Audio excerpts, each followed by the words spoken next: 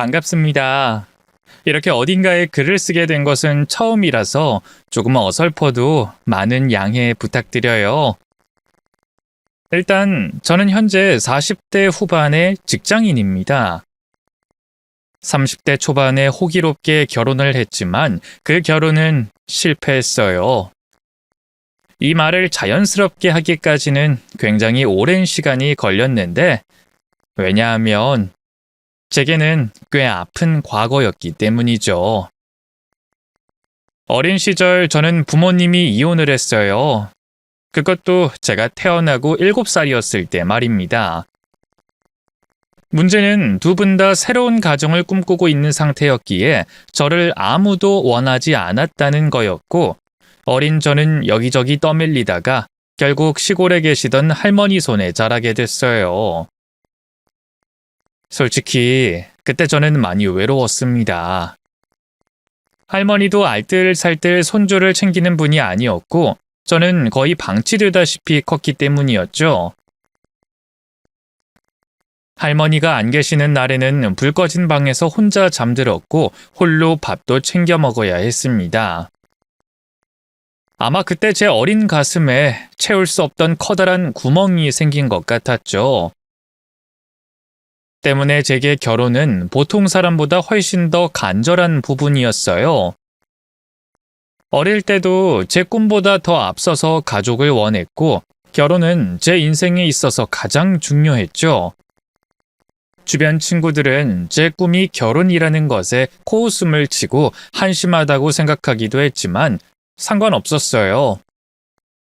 모두 당연하게 가지고 있는 가족이지만 저는 노력으로 만들어 보이고 싶었습니다. 그러다가 남편을 만나게 됐죠. 그 사람은 저와 닮은 부분이 많았어요.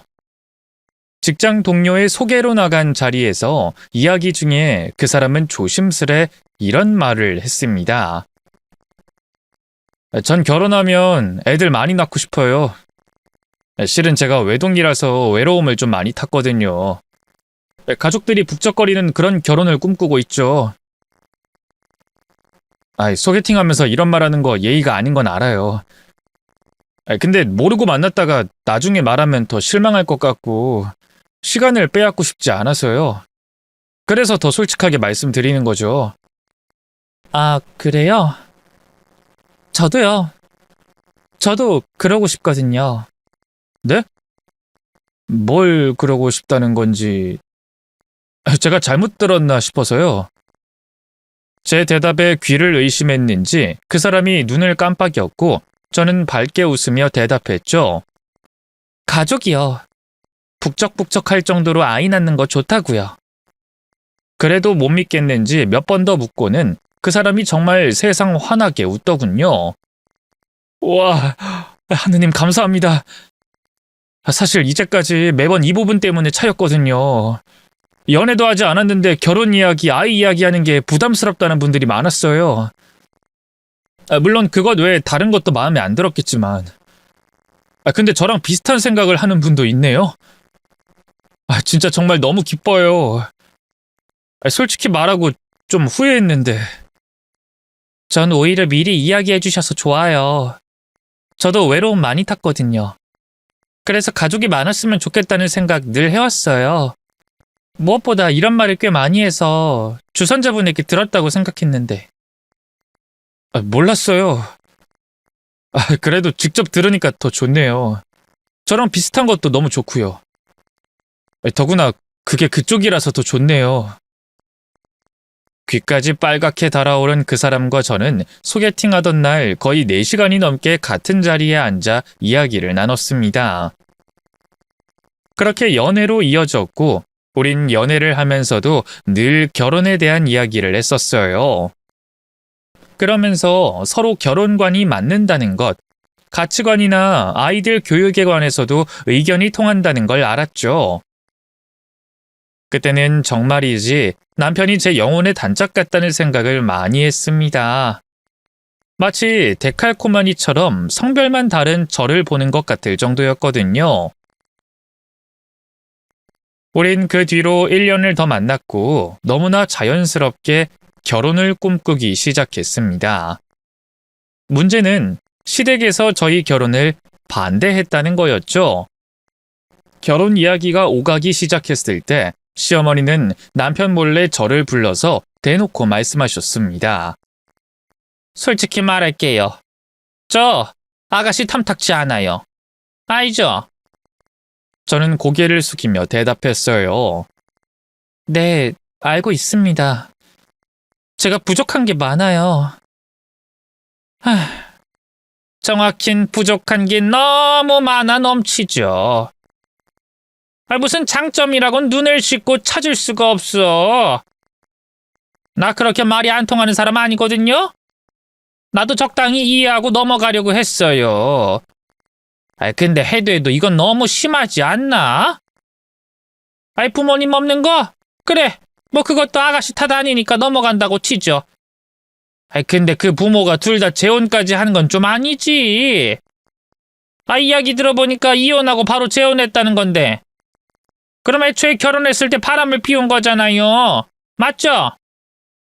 아유, 불결하고 더러워. 어쩌면 애가 있는데 각자 다른 사람을 만날 수가 있는지. 네? 그건 확실하진 않은데요. 그래, 뭐 그것도 아니라고 해봅시다. 아니라고 치자고. 어쨌든 이혼 가정이야. 그것도 양쪽 다. 아가씨가 모르겠지만 이 핏줄이라는 거 정말 무서운 거거든. 죽어도 싫다고 평생을 안 보고 살아도 닮아가는 거 보면 소름이 끼치는 게 핏줄이라는 건데 걸리는 게 그것뿐이 아니잖아요. 가방끈도 짧고 직장도 변변치 않고 본인도 알죠? 네. 반면에 내 아들은 좋은 대학 나와서 내가 취업 준비할 때 뒷바라지까지 하며 대기업에 취직도 시켰어. 이렇게 번듯하게 키운 내 하나밖에 없는 자식을 어떻게 아가씨한테 그냥 내줄 수가 있겠어요? 정말 기가 차서. 알아서 그쪽에서 우리 아들 끊어주면 좋겠네요. 이해하죠? 하지만 저 정말 그 사람한테 잘할 거고 정말 한 번만 그냥 저 예쁘게 봐주시면 안 될까요? 진짜로 잘할게요. 네? 잘하든 뭘 하든. 저기 이봐요. 아가씨. 나 더 이상 나쁜 사람으로 만들지 마요. 지금도 최선을 다해서 예의 있게 말하는 거니까. 무엇보다 부모가 반대하는 결혼은 안 하는 게 맞아. 신발도 자기한테 맞는 게 편한 거지. 예쁘다고 무턱대고 사더라도 사이즈가 크거나 작은 신발 신고 다니면 뒤꿈치에 상처받게 더 나? 난 그쪽한테 먹고 떨어지라고 던져줄 돈도 없고 촌스럽게 그런 짓 하고 싶지도 않아요. 하지만 이 결혼은 절대 허락 못해요. 우리는 결국 그때 헤어지게 됐습니다. 하지만 헤어지고 얼마 후에 남편이 병원에 실려가면서 상황이 바뀌게 됐죠. 시련의 충격으로 음식과 물 모두를 거부했다고 하더군요. 제가 아니면 차라리 죽겠다고 나오자 결국 시댁에서는 저를 받아줬습니다. 문제는 그 사건으로 첫 단추부터 꼬여버렸다는 거였죠. 시어머니는 결혼을 허락하는 대신 3년 동안은 합가를 하자고 조건을 내거셨습니다. 남편은 그렇게 하겠다고 했고 북적북적한 가족을 원했던 저 역시 나쁘지 않다고 넘겼지만 그 일은 제가 했던 최악의 선택이 되고 말았죠. 함께 지지고 볶고 살다 보면 자연스럽게 오해도 풀리고 사이가 좋아질 거라고 생각했던 건 순전히 제 착각이었습니다. 애초에 시어머니는 그런 의도로 합가를 하자고 한 게 아니었거든요. 시어머니의 구박은 신혼 초부터 시작됐습니다. 이른 새벽 4시만 되면 저는 피곤한 몸을 일으켜 식사를 준비해야 했죠. 이 전업주부라면 모를까 저는 직장을 다니고 있는 상태였기에 겨우 4시간 남짓 자고 일어난 상태였습니다. 그러다 보니 눈은 충혈되고 얼굴도 부어 있었어요. 시어머니는 자고 일어난 얼굴조차 못마땅하게 생각하셔서 저를 보면서 말했죠. 아주 피곤하다고 광고를 하지 그러니? 가족을 가지고 싶다, 뭐 잘한다 이러더니 이 정도 각오도 없이 쉽게 살려고 이 집에 들어왔어? 얼굴 꼬라지 하고는. 죄송해요. 참 쉽다. 죄송하다는 말이 정말 쉬워. 아니, 나라고 이렇게 하고 싶어서 하겠니? 가정교육을 못 받고 자라서 할 줄 아는 것도 없으니 가르치려고 하는 거 아니니? 그리고 하나를 가르치면 하나라도 알아야지. 머리가 나쁘면 노력이라도 하든가. 얼굴은 퉁퉁 부어서. 에이, 됐다. 내가 말만 하면 죽을 상을 하니 무서워서 말도 못해. 쌀 씻어서 불려놔라. 아우, 속 터져. 시어머니는 제 모든 게 마음에 들지 않으신 듯 했지만 사실상 음식은 제가 더 잘하긴 했습니다. 가정교육을 못 받은 건 사실이지만 오랜 시간 혼자 자취를 해왔고 제 취미가 요리여서 흠잡을 곳이 거의 없었어요. 물론 혼자만 그렇게 생각한 게 아니라 저를 시어머니와 비슷하게 못마땅하게 생각하셨던 시아버님이 요리만은 인정해 주실 정도였죠. 때문에 결혼하고 1년 정도 지났을 때였어요. 아침 식사 자리에서 시어머니가 습관처럼 이건 짜고 이건 말라 비틀어졌다고 반찬 그릇을 툭툭 치고 있었을 때였죠. 듣다 못한 시아버님이 나섰습니다. 아이 여보, 좀 그만 좀 해. 맘만 좋구만. 대체 언제까지 그럴 거야? 시어머니는 좀 충격을 받았는지 말까지 더듬으며 대답했죠. 지금 나한테 뭐라고 한 거예요? 애들도 있는데? 적당히? 내가 뭘요? 그래서 내가 안 나서고 지켜본 거야. 어련히 당신이 알아서 잘 가르치고 집안일에 남자가 나서는 거 보기 안 좋으니까 맡긴 거고. 근데 이제 1년이야. 애들 결혼하고 1년이나 지났어. 이 정도면 적당히 그만할 때도 되지 않았어? 남의 집 자식도 걷어서 키우는 시대야. 우리가 무슨 가정부를 들였어? 아침마다 밥맛 떨어지게 사람을 언제까지 괴롭힐 생각이야? 여보, 내가 괴롭히다니 뭘 괴롭혀요? 당신이 살림에 대해 뭘 알아? 모르지. 그래도 회사까지 다니면서 꼭두 새벽에 일어나 매일 반찬 새로 해서 올리는 며느리가 세상 천지에 어딨어? 조선시대도 아니고. 가르친다는 살림도 그래. 이 정도면 당신보다 음식 솜씨 좋은데 뭘 더 가르친다는 거야? 아직도 가르칠 거 많아요. 당신이 뭘 안다고. 그리고 말이 나와서 하는 말인데 회사? 그 내 아들 받아오는 월급의 절반도 못 받는 그런 회사 다니는 게 뭐가 힘들다고. 절반이고 반의 반이고 회사 다니는 건 다 힘들어. 남 밑에서 일하는 건 대기업 사원이나 편의점 알바나 다 똑같이 힘들다고. 그걸 당신이 알긴 알아? 평생 돈 한 번 벌어본 적 없는 사람인데. 앞으로 아침은 그냥 당신이 준비하는 걸로 해. 이제 새아기도 우리 가족이야.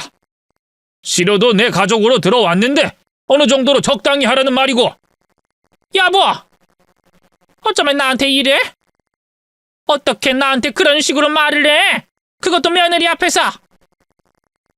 그날은 시어머니는 울고 소리 지르고 난리가 났었습니다. 저나 남편도 식사를 하지 못하고 출근을 도망치듯이 해야 했고요. 하지만 그 덕에 시어머니는 더 이상 음식 타박은 하지 않게 됐죠. 아침 식사를 준비하는 것은 여전히 제 손으로 해야 했지만 머리가 멍청하다, 살림을 못한다, 가정교육이 잘못됐다는 말은 듣지 않을 수 있었어요. 이에 남편은 앞으로 좀 더 편해져서 좋겠다는 말을 했지만 저는 다른 의미로 받아들였습니다. 꾀부리지 않고 노력을 더하면 정말 가족이 될 수 있을지도 모른다는 희망이 생겼거든요.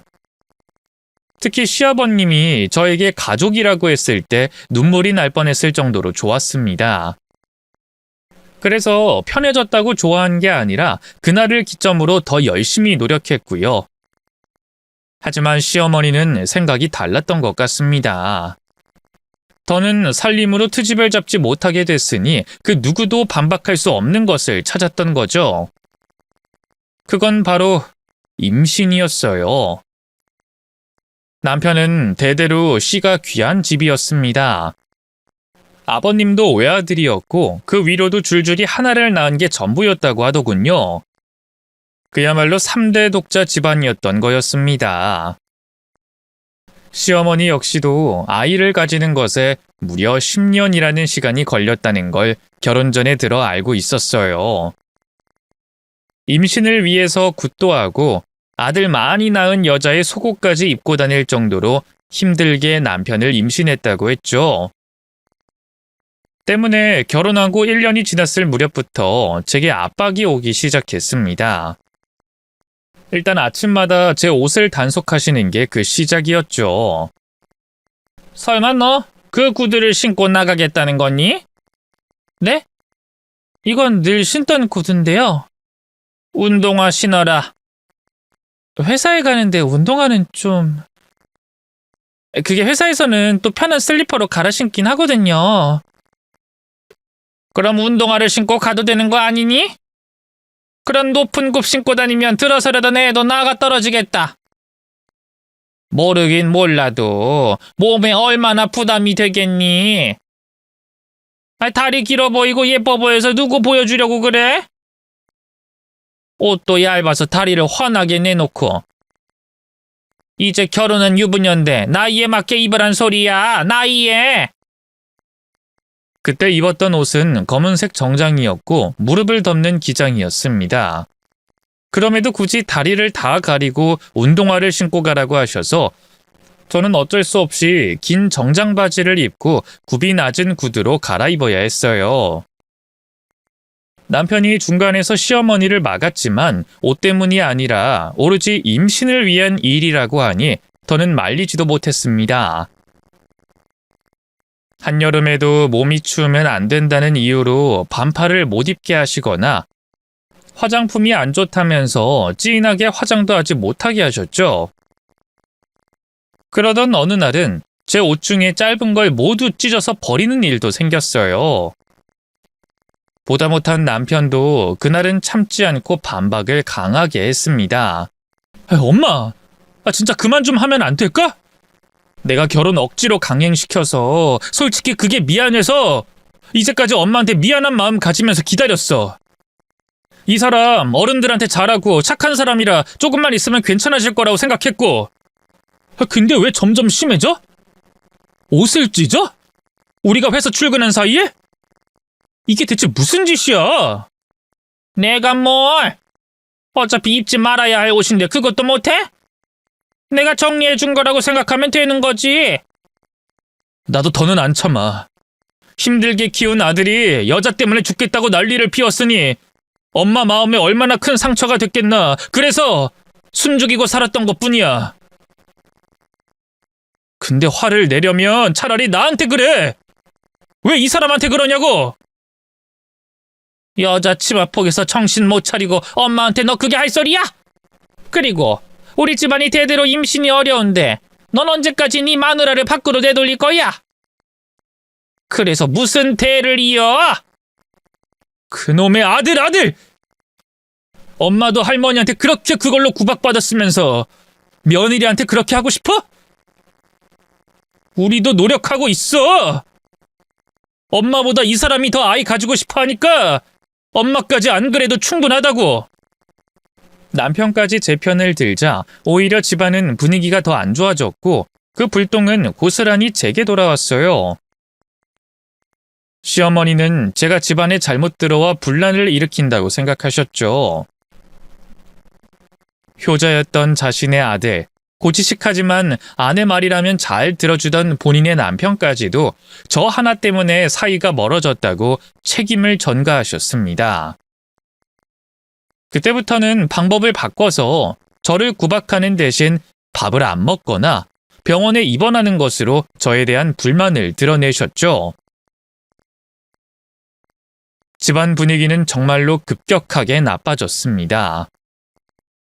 시아버지도 더는 시어머니와 싸우기 싫어서 말을 아예 안 하기 시작했고 남편은 가뜩이나 나이가 많은 어머니 걱정에 제 편을 들지 않았죠.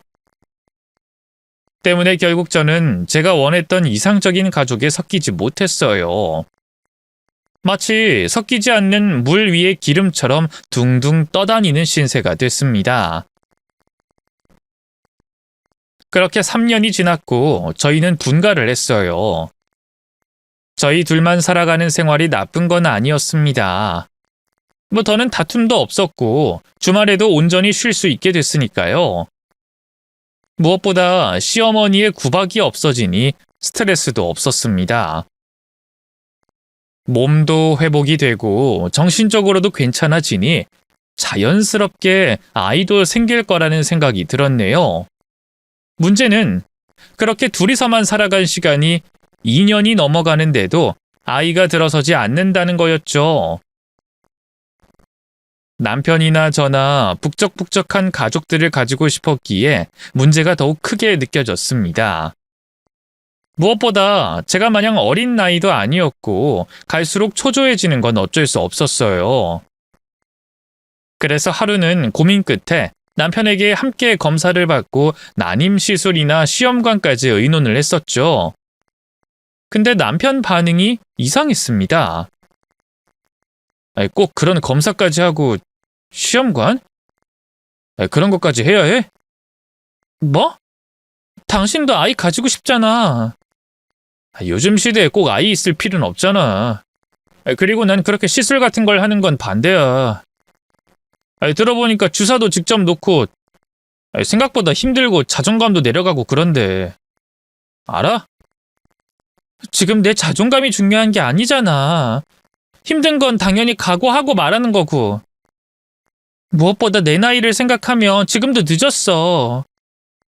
아이는 빨리 낳는 게 좋은데. 당신 우리 엄마 닮아가? 아이를 빨리 낳는다는 둥, 노산이라는 둥, 이런 말을 꼭 굳이 해야 해?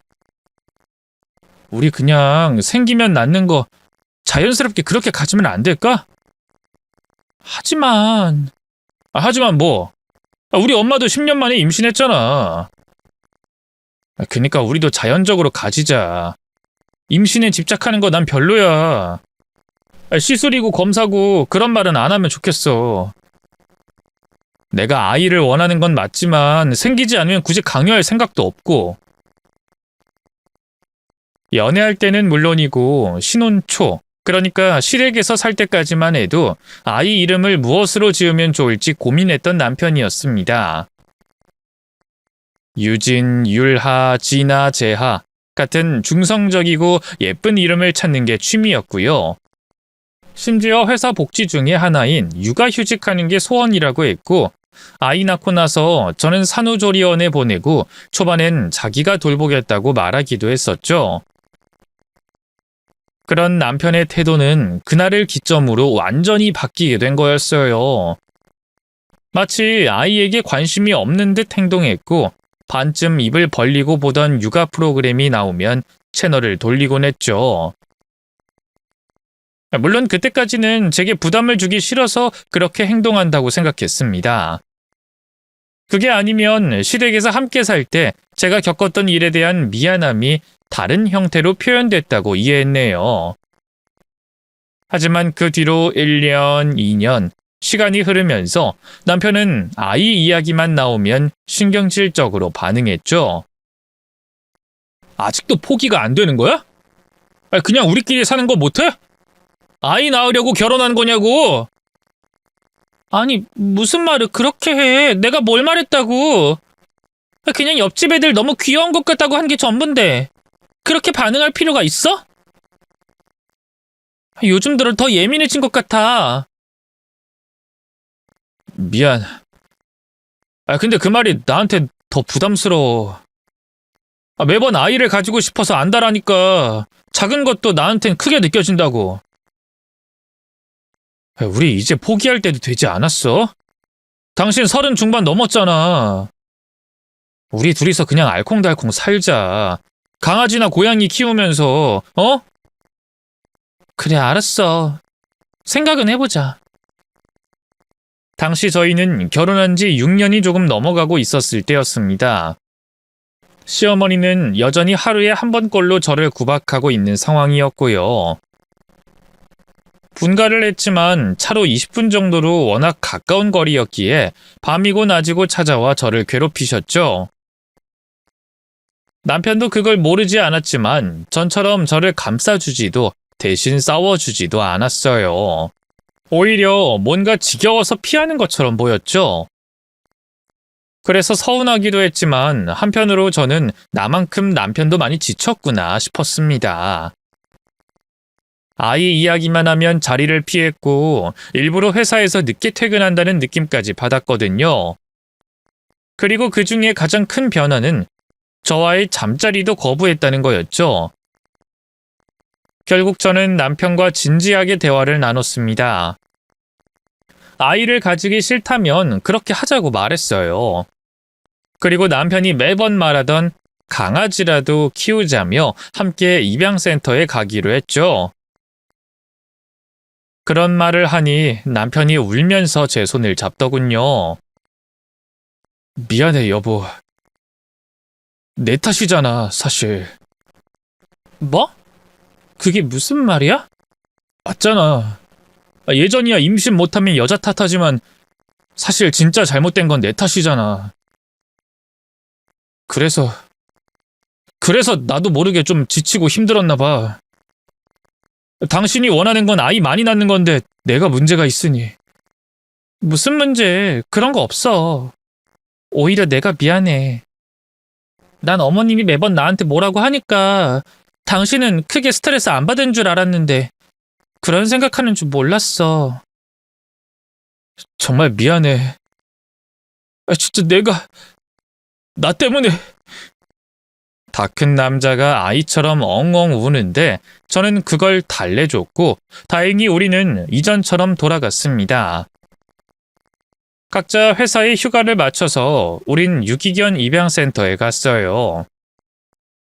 선뜻 데리고 올 수가 없어서 그곳에서 3일 정도 봉사활동을 했죠. 그리고 진지하게 고민한 끝에 2마리를 입양했습니다. 유기견 입소할 때부터 단짝처럼 붙어있던 강아지였다고 하더군요. 한 마리는 밤새 코에 늘어진 귀, 그리고 다른 한 마리는 민들레 홀씨처럼 털이 보송보송하고 뾰족한 귀를 가진 개였습니다. 당연히 강아지 입양과 동시에 시어머니 난리가 났고요. 이제 아이 생각은 영 없는 거야? 지금 애 대신 개새끼를 키우겠다고? 어머님, 그게 아니고요. 아니긴 뭐가 아니야? 이게 완전 집안 대를 끊어 놓으려고 들어온 거 아니야? 너 지금 나한테 시위하니? 그래? 너 신혼 때부터 구박 좀 한 거 가지고 이제 대놓고 애 안 낳겠다 선언하는 거 아니냐고? 미쳤어? 진짜 머리가 어떻게 된 거야? 너보다 나이 더 많은 사람들도 애 낳겠다고 몸에 좋은 거 먹고 노력해서 애 낳는데 나도 장작 10년은 걸렸어. 근데 그거 꼴랑 6년 7년 노력한 게 전부면서 이제 와서 개새끼를 키운다고? 어머님, 저희 2사람이 의논하고 긴 이야기 끝에 강아지 입양한 거고요. 입양? 입양이라고 했니? 너 개새끼들 집에 데리고 와서 키우는 걸 입양이라고 해? 인간도 아니고 4발 달린 짐승한테 입양? 아주 나중엔 개새끼한테 내 새끼라고 하겠다? 참 기도 안 차서. 요즘 사람들 보면 개새끼들한테 옷 입히고 물고 빨고 지랄들을 하던데 딱 그 꼴이지? 너도 지금 그렇게 하겠다는 거 아니야? 데려왔으니 잘 키울 생각이긴 해요. 책임져야 할 생명이라고는 생각하고요. 돌아도 단단히 돌았네. 따박따박 말 대꾸하는 거 보니까. 이제 내는 진짜 포기하는 거야? 너 우리 집에 무슨 목적으로 들어온 거야? 집안에 분란만 만들어 놓고 내 아들 개새끼 똥이나 치우게 할 목적이야? 그래? 그때 남편이 끼어들었습니다. 엄마 그만해. 내가 낳지 말자고 했어. 됐어? 강아지 키우겠다고 한 것도 저 사람 아니고 나야. 내가 키우자고 했어. 유기견 센터까지 가서 직접 보고 데리고 온 것도 나야, 나. 너 지금 뭐라고 했니? 애를 안 낳겠다고 했다고? 그래. 그러니까 이제 그만하시라고. 엄마 이렇게 하는 거 이유 없잖아. 양심이 좀 있어봐. 엄마는 예전에 할머니한테 시달렸던 거 풀고 싶어서 이러는 거 아니야? 뭐? 왜? 내가 여기서 제대로 말해볼까? 이 사람이 문제가 있어? 내가 문제가 있어. 엄마도 모르지 않으면서 왜 이 사람 괴롭혀? 애 못 낳는 건 여자가 아니라 남자 문제야. 이것보다 더 강하게 말해볼까? 너? 그 입 안 다물어? 엄마 죽는 꼴 보고 싶어서 그래? 그니까 앞으로 이 사람한테 뭐라고 하지 마. 전화로도 뭐라고 하지 말고. 나 없을 때 찾아와서 뭐라고도 하지 마. 그리고 개새끼라고도 부르지 마. 내 새끼들이야. 내가 직접 안 낳았지만 내 책임으로 내가 데리고 왔어. 한 번만 더 개새끼 이러면 우리 집에 못 오게 할 거야. 그때 솔직히 저는 이상한 걸 느끼긴 했습니다. 둘 사이에 제가 모르는 무슨 일이 있었다는 짐작이랄까요? 시어머니가 당황하면서 집 밖으로 나간 거며 남편이 그 이후부터 시댁에 더는 가지 않았다는 것도 이상했죠. 뿐만 아니라 시어머니가 아이 이야기를 꺼내지 않는 것도 희한했습니다. 시아버지며 남편이며 그만하라고 했어도 단 하루도 말하지 않은 적이 없었는데 오히려 남편의 눈치를 살피고 불만이 많은 표정으로 절 노려보는 게 전부였죠. 어쨌든 덕분에 생활은 이전보다 훨씬 편안해졌습니다. 강아지를 입양하고 더없이 바빠지긴 했지만요. 아침엔 남편이 1시간 산책을 하고 저는 퇴근 후에 1시간 산책을 했죠. 주말에도 강아지들과 차를 타고 함께 여기저기 다녔고요. 강아지 동반 음식점, 강아지 운동장, 카페까지 경기도 외곽의 유명한 곳은 다 갔습니다. 얌전한 줄 알았던 강아지들이 알고 보니 활동성이 장난 아니었기에 덩달아 저희 체력이 좋아졌죠. 1시간을 산책해도 10분 쉬면 다시 뛰어다니더군요. 여기저기 함께 있는 시간이 많아지니 자연스럽게 저와 남편 사이도 좋아졌습니다. 강아지들 덕분에 함께 웃을 일도 많아졌고 나름 북적북적해서 외로운 것도 사라졌네요. 그렇게 운동도 열심히 하고 매일 웃고 남편과도 사이가 좋았던 덕분일까요? 저희 두 부부에게 없을 줄 알았던 아이가 기적처럼 찾아왔습니다. 며칠 몸이 무겁고 머리도 아파서 단순한 감기인 줄 알고 병원에 갔다가 임신 6주라는 말에 저는 너무 놀라서 기절하는 줄 알았어요. 그리고 그 소식을 남편에게 전화로 가장 먼저 알렸죠. 그런데 남편의 반응은 정말 이상했습니다. 그럴 리가 없는데. 일단 알았어. 일단은. 정말 딱 이 말을 하고 전화를 끊었죠. 그러고는 10분 정도 후에 시어머니에게 바로 전화가 왔어요. 헌데 그토록 손주에 집착했던 시어머니의 반응도 이상했죠. 제게 집으로 오라는 말을 하고는 전화를 뚝 끊었습니다. 그곳에 가보니 시어머니가 앉아서 저를 노려보더군요. 저는 조심스럽게 천천히 앉았고 시어머니는 한참을 있다가 입을 열어 따져 물었습니다. 누구야? 어떤 놈 애를 가진 거야? 그게 무슨 말씀이세요? 어떤 놈이라니? 내가 너 치마 입고 엉덩이 살랑거리고 다닐 때 알아봤다. 부모들이 동시에 재혼한 그 핏줄이 어디 가겠어? 다른 놈 몰래 만나서 내 아들 밑에서 남의 자식이라도 키울 생각인 거니? 어머님, 대체 그게 무슨 말씀이세요? 남의 자식이라니?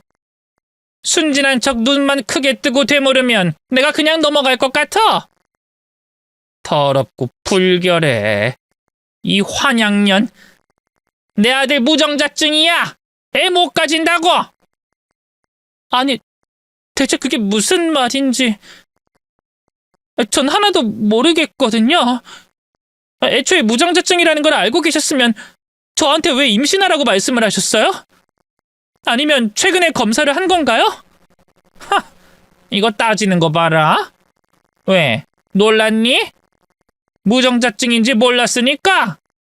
대충 저 노력해서 임신했어요 이러고 끼어들어와서 뻔뻔하게 살려고 한 모양이지? 이거 어쩌니? 나도 내 아들도 진즉에 알고 있었어. 너 구박한 거? 그래, 네가 내 며느리인 게 끔찍해서 좀 했다. 왜? 그리고 내가 잘한 거지. 너 같은 애가 우리 집에 들어와서 내 아들 배신하고 살 걸 미리 알았다고 봐도 이제 무방하지 않겠니? 누가 내 잘못이라고 하겠어. 천하고 더럽고 불결한 며느리인데.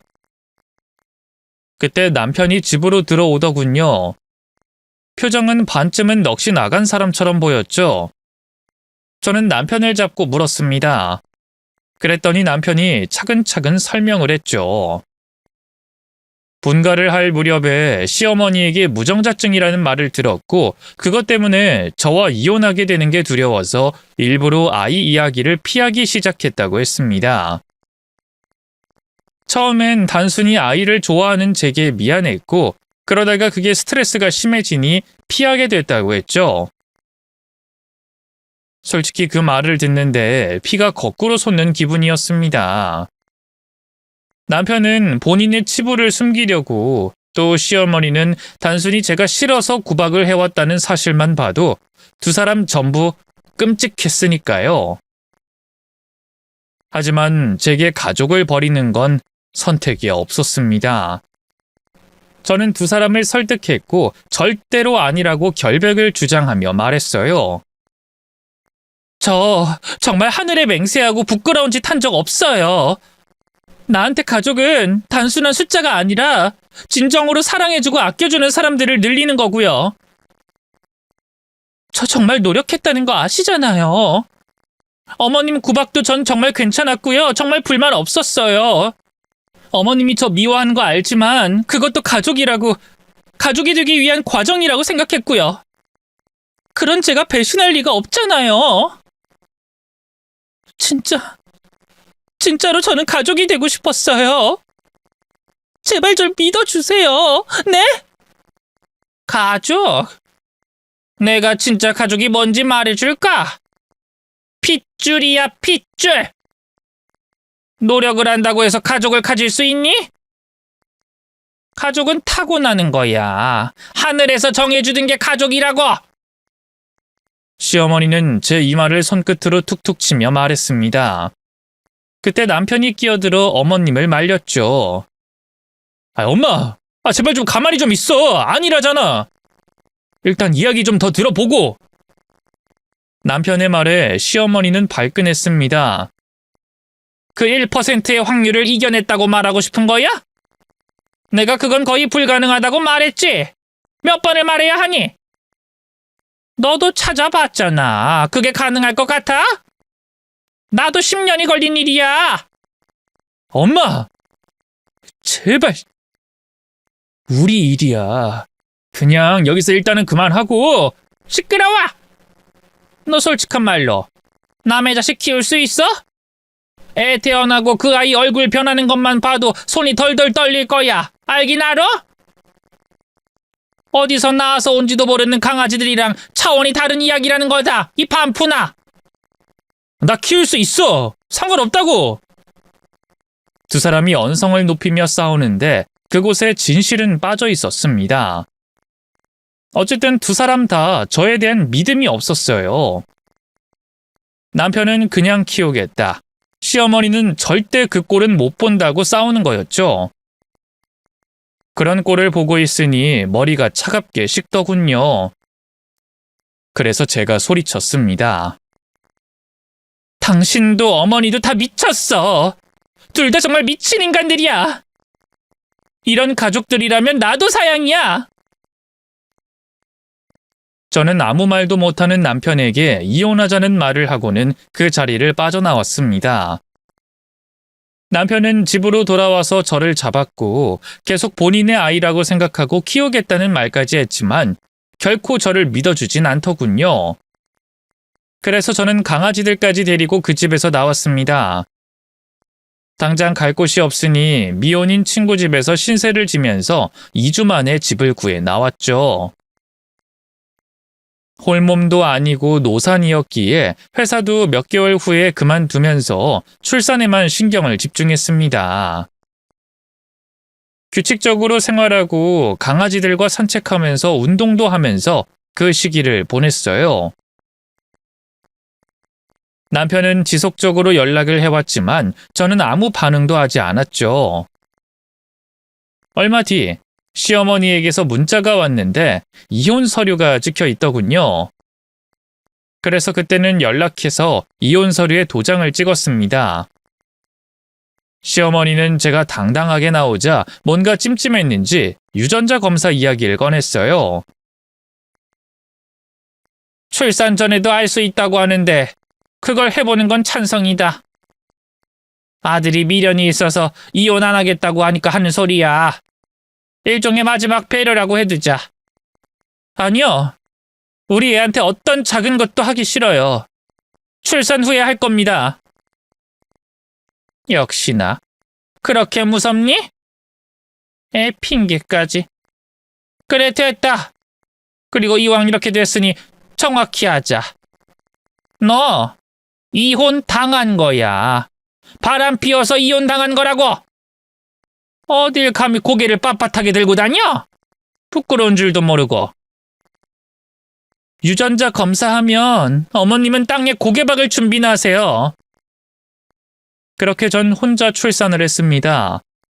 흔쾌히 강아지를 돌봐주겠다는 친구 덕분에 퇴직금의 일부를 써서 고급 산후조리도 받았고요. 그렇게 안정기에 접어든 후에 저는 남편의 연락을 받았고 유전자 검사를 진행했습니다. 그 와중에도 검사 결과는 필요 없다며 남편은 제게 돌아와 달라고 빌기만 했지만 소용없었죠. 사설업체 2곳에 가서 검사를 했고 결과는 제가 아닌 시댁으로 바로 갈 수 있게 주소도 적어 넣었고요. 그리고 얼마 안 가서 나온 유전자 검사 결과는 시댁을 발칵 뒤집어 놨습니다. 맨 처음 저를 찾아온 것은 남편이었어요. 제 친구에게 부탁해서 제 주소를 알아냈다고 했죠. 수척해진 얼굴로 제 앞에 무릎을 꿇고 빌었습니다. 여보, 진짜 난 정말 몰랐어. 엄마가 난 아이를 못 낳을 거라고 하고 당신이 날 떠날까봐 너무 무서워서 그땐 당신이 힘든 걸 생각을 못했어. 근데 정말로 당신이 날 버리는 게 무서웠지. 다른 남자를 만났다고 해도 난 정말 상관이 없었거든. 그때 내가 미쳤나 봐. 자존감도 떨어진 상태였고. 하지만 당신을 향한 마음은 진심이었어. 진짜야. 내가 당신을 못 믿은 건 죽을 죄고 아이 혼자 낳게 한 것도 씻을 수 없는 죄인 건 아는데 나 정말 당신 사랑해. 진짜야. 그것만은 믿어줘. 어머님, 물론 힘들었지. 근데 난 당신이 더 미웠어. 참 뻔뻔하다. 욕해. 얼마든지 욕해도 되고 진짜 달게 받을게. 평생을 갚으면서 살 거야. 그리고 나 엄마랑도 인연 끊었어. 정말로. 나한테 가족은 당신이 전부였어. 뭐?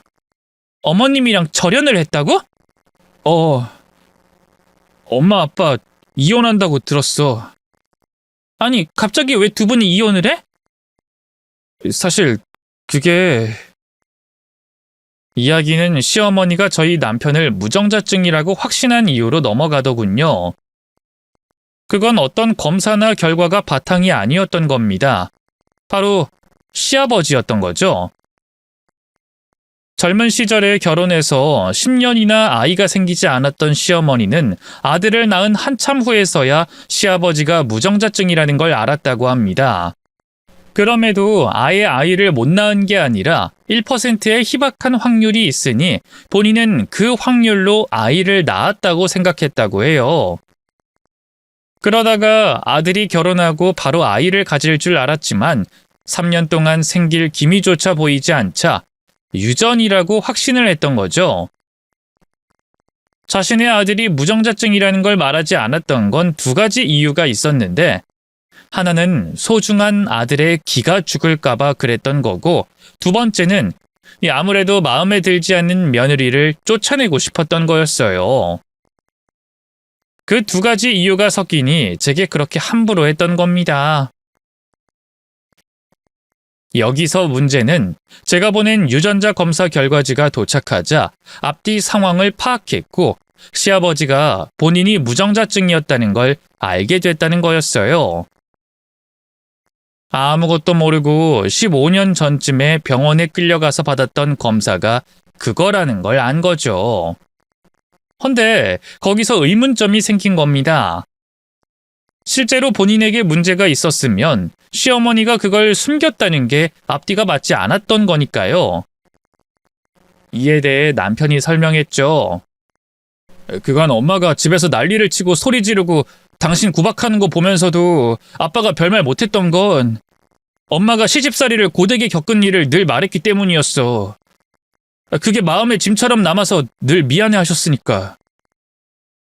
근데 무정자증인 부분은 쏙 빼고 있었던 게 아무리 봐도 이상하잖아. 그걸 알고 있으면 100번이고 1000번이고 말할 사람이 엄마니까. 그렇지. 근데 아버님 생각해서 말 안 한 걸지도 모르고. 엄마도 그렇게 말하긴 했어. 뭐 기가 죽으면 안 된다. 가장한테 그런 말을 왜 하냐고. 근데 아빠는 평소 엄마 성격상 그럴 일이 없다고 판단했던 거야. 그러다 보니 자연스럽게 유전자 검사 이야기가 나왔지. 유전자 검사? 그 말이 나오자마자 엄마가 절대 안 된다고 했고 아빠랑 내가 가서 확인했어. 혹시... 응. 나 아빠 자식 아니래. 지금 그것 때문에 이혼 소송 들어갔고. 그게 정말이야? 그럼 어머님이... 처음엔 결과가 잘못됐다고 아니라고 하셨는데 2번 더 검사하고 결국 인정하셨어. 엄마 말로는 그냥 한 번 실수라고. 엄마 말을 완전히 믿는 건 아니지만 엄마는 내가 아빠 자식이라고 확신은 하셨던 것 같긴 해. 그렇지 않으면 내가 무정자증이라고 확신하셨을 리가 없지. 긴가민가 하다가 우리 부부가 임신이 되지 않아서 그렇게 판단하셨을 가능성도 있고. 우리 집 진짜 엉망이지? 벌 받는 거지 뭐. 당신한테 그렇게 한 벌. 남편은 그 이후에도 수시로 찾아와서 제게 빌고 또 빌었습니다. 먹을 걸 잔뜩 사서 놓고 가는 경우도 있었고 아이 선물이며 옷이 하루가 멀다 하고 배달 왔죠. 그럼에도 저는 신뢰가 깨져서 더는 남편과 얽히고 싶지 않았습니다. 그런데 그렇게 한 달이 조금 지났을 때 시어머니가 저를 찾아왔더군요. 여긴 어쩐 일이세요? 저랑 이제 볼 일은 없는데요. 너한테 사과하러 왔다. 내가 잘못했다고 말하는 거야. 너도 그만큼 했으면 좀 수그릴 줄 알았으면 좋겠고. 그게 사과라고요? 어머님 사과 안 해보셨어요? 그럼 나한테 더 이상 어쩌라는 거니? 너도 참. 너는 날 이해해야지. 같은 여자로서. 뭘 이해하라는 말인지 모르겠는데요. 임신! 너도 들어서 알겠지만 나 정말 딱 한 번 실수했어. 그땐 시어머니 구박에 남편도 내 편이 아니었고 정말 너무 힘들고 막막했고. 어머니는 바람 피우면서 실수인데 전 바람도 안 피운 상태로 환양년이라는 소리까지 들었거든요. 이해요? 그 이해시키려고 절 그렇게 구박하셨나요? 그럼 내가 뭘 더 해야겠니? 이미 지나간 일이잖아. 그러니까요. 이미 지나간 일을 왜 갑자기 사과를 하세요? 저 결혼할 때 가족이 너무 가지고 싶었어요. 그냥 2분 잘 모시고 남편한테 잘하고 그렇게 살고 싶었고요. 근데 그걸 깨트린 건 어머님이시고 제 남편이었어요. 지나간 일이요? 전 힘들어요, 지금도. 넌 젊잖아. 난 혼자 못 살아. 난 일도 해본 적이 없고 혼자 잠도 못 자. 대체 그게 무슨... 내 아들도 나 안 본다고 집을 나갔다. 너희 시아버지도 이혼하겠다고 하고 너한테 사과 제대로 하면 생각해 본다고 그러더라. 그니까 네가 좀 날 봐주면 안 될까? 난 너처럼 그렇게 못 살아.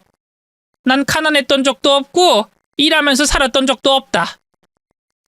이런 나 불쌍하게 생각하고 네가 지금 전화해서 시아버지한테 나 좀 봐달라고 말하고 아들한테도 잘 좀 말해주면, 어? 아니, 내가 절대로 그 은혜는 잊지 않음마. 널 며느리라고 생각하고 가족이라 생각할 수도 있고. 잊으셔도 돼요. 베풀 생각도 없으니까요. 어머님 말씀처럼 노력한다고 가족이 되나요? 핏줄이 같아야 가족이 되는 거지.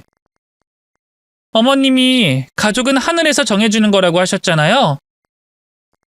전 어머니가 제게 했던 말 그대로 돌려드렸어요. 뒤에서 울고불고 하는 모습을 보니 마음이 좋진 않았습니다. 하지만 마음이 좋지 않았던 건 시어머니가 안쓰럽거나 불쌍해서가 아니었어요. 앞뒤 다 자르더라도 무려 7년이라는 시간이었습니다. 모진 말과 구박을 밥 먹듯이 들어왔던 그 세월이 말이죠. 3년은 새벽에 일어나 아침밥을 차렸고 명절이며 제사, 생신까지도 모두 제가 차렸어요. 예쁨 받고 인정받고 싶어서 발버둥을 쳤고 그러면서도 서운해하거나 시어머니를 미워하지도 않았죠.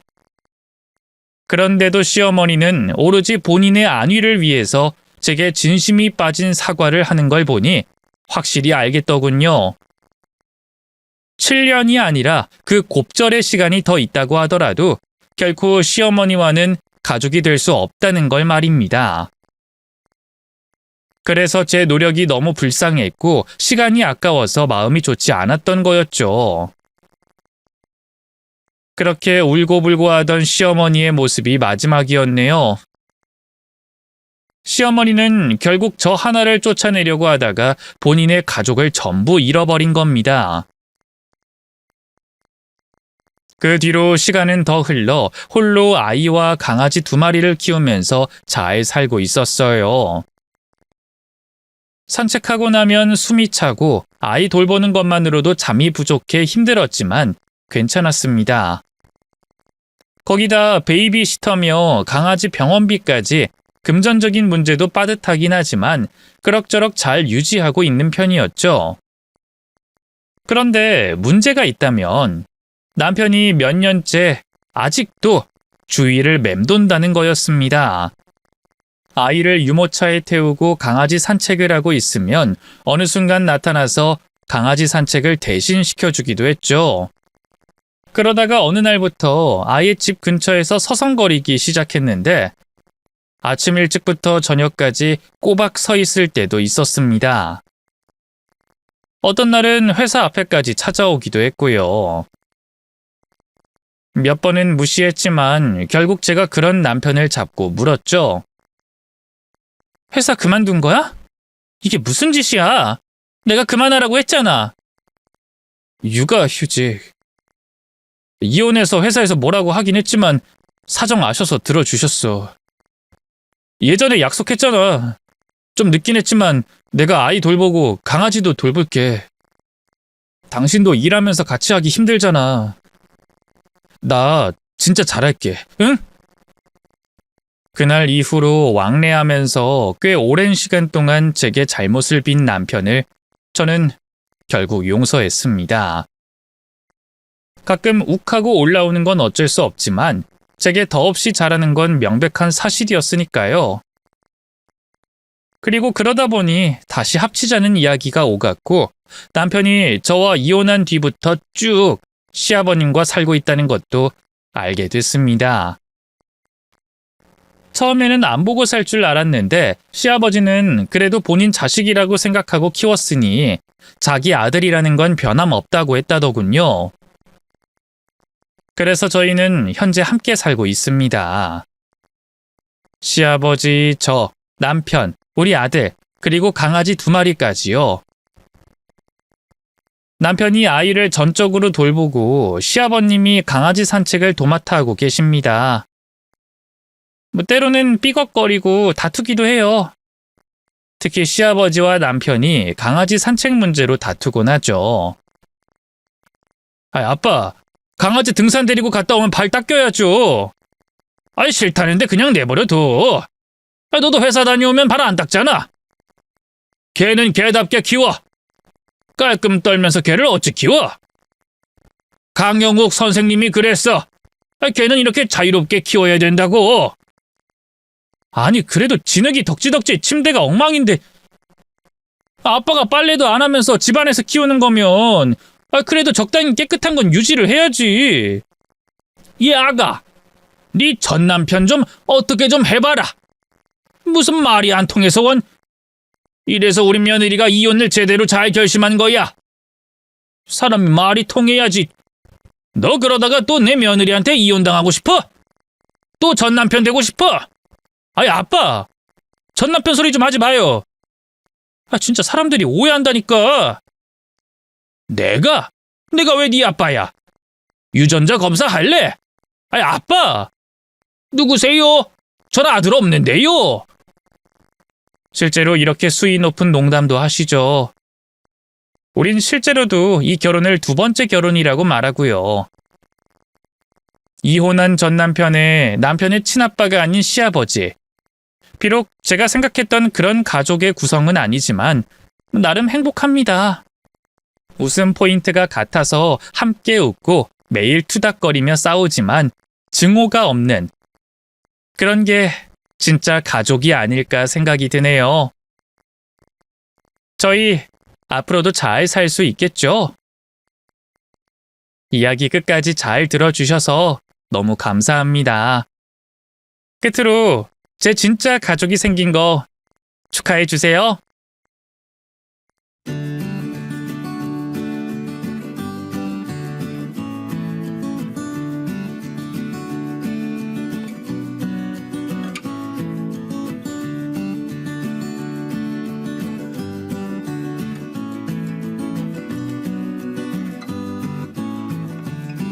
안녕하세요.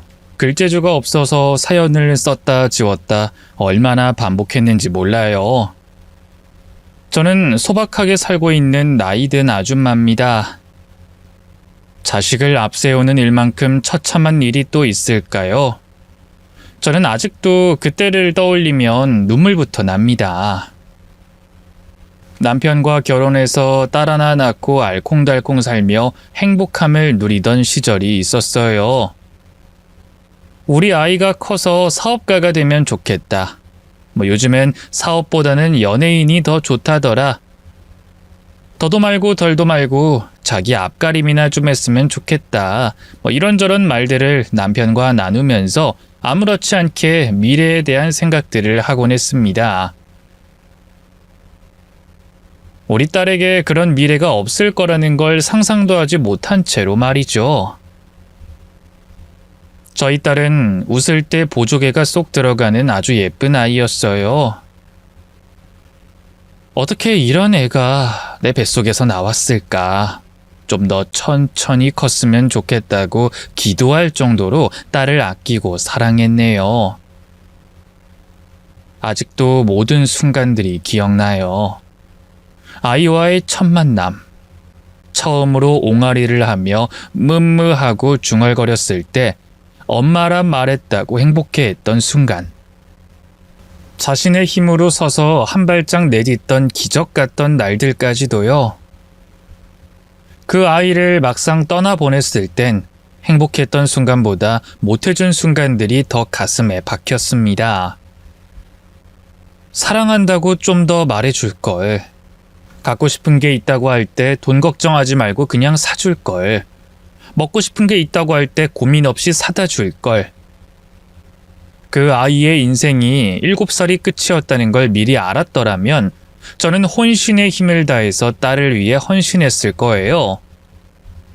시간을 되돌릴 수 있는 능력이라는 게 있다면 억만금을 주고서라도, 아니 제 목숨을 바쳐서라도 그때로 되돌아가고 싶습니다.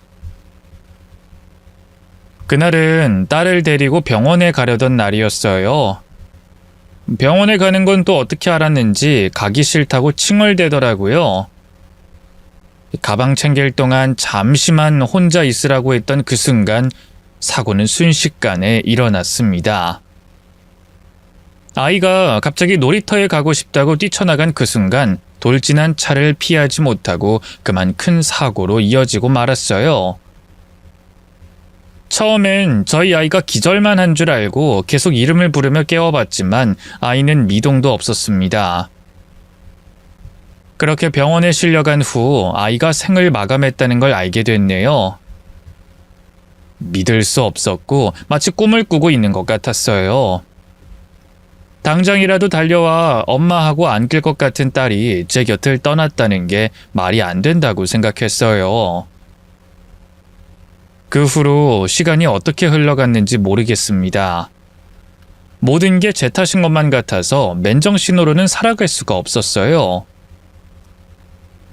그 과정에서 남편과는 심한 트러블이 있었고 결국엔 서로를 위해 갈라서기로 결심했습니다. 미래를 함께 꿈꿨던 제 가족은 순식간에 사라지고 말았네요. 헤어질 때 남편이 저에게 이런 말을 했어요. 당신만 보면 먼저 간 내 딸이 자꾸만 생각나. 한때 우리는 서로에게 없어서는 안 될 존재였지만 딸을 잃은 후에는 서로에게 독이 되는 존재가 됐습니다. 남편의 얼굴을 볼 때마다 닮은 딸의 얼굴이 자꾸만 떠올랐어요.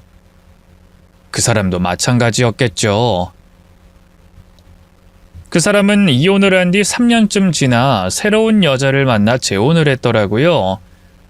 하지만 저는 그 후로 다른 사람을 만날 생각조차 하지 못했네요. 살아있는 게 고역이었고 지옥이었으니까요. 왜 나는 멀쩡히 살아있는 걸까? 내 주제에 왜 숨은 붙어 있어가지고 꾸역꾸역 인생을 살아내야 하는 걸까? 매일 아침 눈이 떠지는 그 순간이 고통의 시작이었어요. 그리고 잠드는 순간까지 단 한시도 힘들지 않은 적이 없었습니다. 신이 있다면 나도 딸의 곁으로 데려가 달라고, 이렇게는 못 살겠다고 어찌나 울부짖었는지 모릅니다. 하지만 야속하게도 시간은 속절없이 흘러가더라고요. 그렇게 저는 인생의 의미를 잃어버린 채 산송장으로 살게 됐습니다. 삶을 포기하고 싶었지만 그때마다 저희 친정 부모님께서 제 마음을 단단히 잡아주려고 노력하셨어요. 식당을 운영하셨는데 억지로라도 나와서 일 좀 하라며 채찍질을 해주셨죠. 하지만 아무리 바쁘게 살고 몸을 혹사시켜도 도무지 나아지지 않았어요. 나뭇가지에 간신히 붙어있는 잎새같이 누군가 톡 건드리면 금방이라도 쓰러질 것 같은 인생을 살던 그때, 어린 자매 둘이 식당 문을 열고 들어왔습니다. 처음 보는 아이들이었어요. 오픈도 하기 전이라 식당에 불도 다 켜지 않고 있었는데 아주 작은 아이 둘이서 빼꼼히 식당 안을 둘러보더니 들어오더라고요. 그래서 제가 물었어요. 밥 먹으러 왔니? 여기 아직 오픈하기 전인데. 그중 키가 더 큰 첫째가 한참을 망설이더니 용기 내어 말을 하더라고요. 저기 죄송한데 밥 좀 먹을 수 있을까요? 아직 재료 다듬고 있는 중인데. 저희가 돈이 없는데 너무 배가 고파서. 돈이 없어? 네, 저희 동생이 자꾸 배고프다고 울어서요. 차려줄 게 얼마 없을 텐데. 아줌마, 제가 크면 꼭 갚을게요. 제발요. 저희 밥 좀 주시면 안 돼요? 딱 봐도 허름한 것이 어른의 손을 타지 않은 채로 사는 아이들 같더라고요.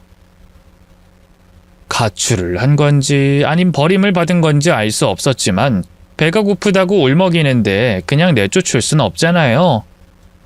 대충 있는 반찬이랑 해서 밥이랑 차려줬어요. 그랬더니 둘째 애가 허겁지겁 먹더라고요. 그런데 첫째 애는 밥에 손도 안 대더라고요. 그래서 제가 물어봤죠. 넌 안 먹니? 배고프다며. 저는 괜찮아요. 아줌마, 혹시 제 밥은 가져가도 되나요? 그렇게 하렴. 혹시 여기 근처에서 살고 있니? 어디서 왔어? 집은 여기서 좀 걸어가야 돼요. 걸어서 여기까지 온 거야? 밥을 주는 곳이 없어서. 밥도 굶을 정도로 힘들게 살고 있는 거야? 집에 어른은 안 계시니? 아줌마가 도와줄까? 요즘엔 국가에서 도움 주는 것들도 많을 텐데. 괜찮아요. 밥 주셔서 감사합니다. 아이고, 조그만 애가 밥을 다 비웠네. 더 줄게. 밥을 덮어주니까 작은 애가 허겁지겁 먹더라고요. 그 와중에 동생에게 많이 먹으라고 자기는 배가 안 고프다고 희생하는 첫째 애가 눈에 띄었어요. 대체 무슨 사연이 있길래 저렇게 다니는 걸까 싶어서 꼬치꼬치 캐물어봤지만 제대로 된 답을 해주지 않더라고요. 첫째 애는 자신의 몫을 조심스레 통에 싸더니 저에게 꾸벅 인사를 하고 잘 먹었습니다. 제가 진짜로 꼭 갚을게요. 하더니 동생을 이끌고 식당 밖으로 나갔어요. 그 아이들이 어디서 어떻게 살고 있나 궁금하더라고요. 그 어린애들이 배고프다고 길거리를 돌아다니고 있는 게 너무 불쌍하잖아요. 혹시나 학대를 당하고 있거나 노숙 생활을 하고 있다면 신고를 해주기로 마음먹고 그 자매의 뒤를 몰래 밟아봤습니다. 자매가 도착한 곳은 판자촌이었어요. 가까운 곳에 있었지만 들어가 보지 않은 허름한 동네였네요. 그곳은 정말 집이라고 하기에도 민망할 정도로 움막 같은 것들과 나무로 대충 지은 집들이 빼곡하게 있더라고요. 자매는 이리저리 골목을 누비고 다니다가 한 집에 들어갔습니다. 문도 제대로 닫히지 않는 허름한 공간이었네요. 그리고 저는 그곳에서 놀라운 광경을 보게 됐어요. 그 안에는 웬 할머니 한 분이 기력 없이 누워 계셨어요. 자매 중 첫째는 할머니 이거 먹어 하며 제가 준 밥에 물을 말아서 한 술씩 떠서 할머니한테 주더라고요. 자매는 늙은 할머니와 함께 셋이서 살고 있었던 거예요. 그 모습을 보니 마음이 무너지더라고요. 그 어린 게 할머니 먹이겠다고 배 안 고프다고 밥을 포기했던 거잖아요. 한창 부모 손길이 필요할 나이에 할머니를 모시고 아무런 도움도 받지 못한 채로 살아가고 있는 게 너무 안타까웠습니다. 식당에 돌아와서 일을 하는 내내 그 자매가 생각나더라고요. 괜히 참견하고 싶진 않지만 당장 먹고 사는 것조차 못하니까 오지랖을 부릴 수밖에 없었어요. 그래서 저는 다음 날부터 그 집 앞에 도시락을 싸서 갖다 놨어요. 괜히 나서서 주면 그쪽에서 미안해할까봐 식당 오픈하기 전에 슬쩍 갔다 오는 식으로 며칠 내내 그렇게 했더니 어느 날은 제가 도시락을 놓으려던 찰나 집안에서 손이 불쑥 나오더라고요. 너무 깜짝 놀라서 하마터면 뒤로 넘어질 뻔했네요. 누구신지? 제 손을 잡은 사람은 다름 아닌 할머니였습니다. 주름지고 가는 손으로 힘없이 제 팔목을 잡으시는데 저도 모르게 헛소리가 나왔네요.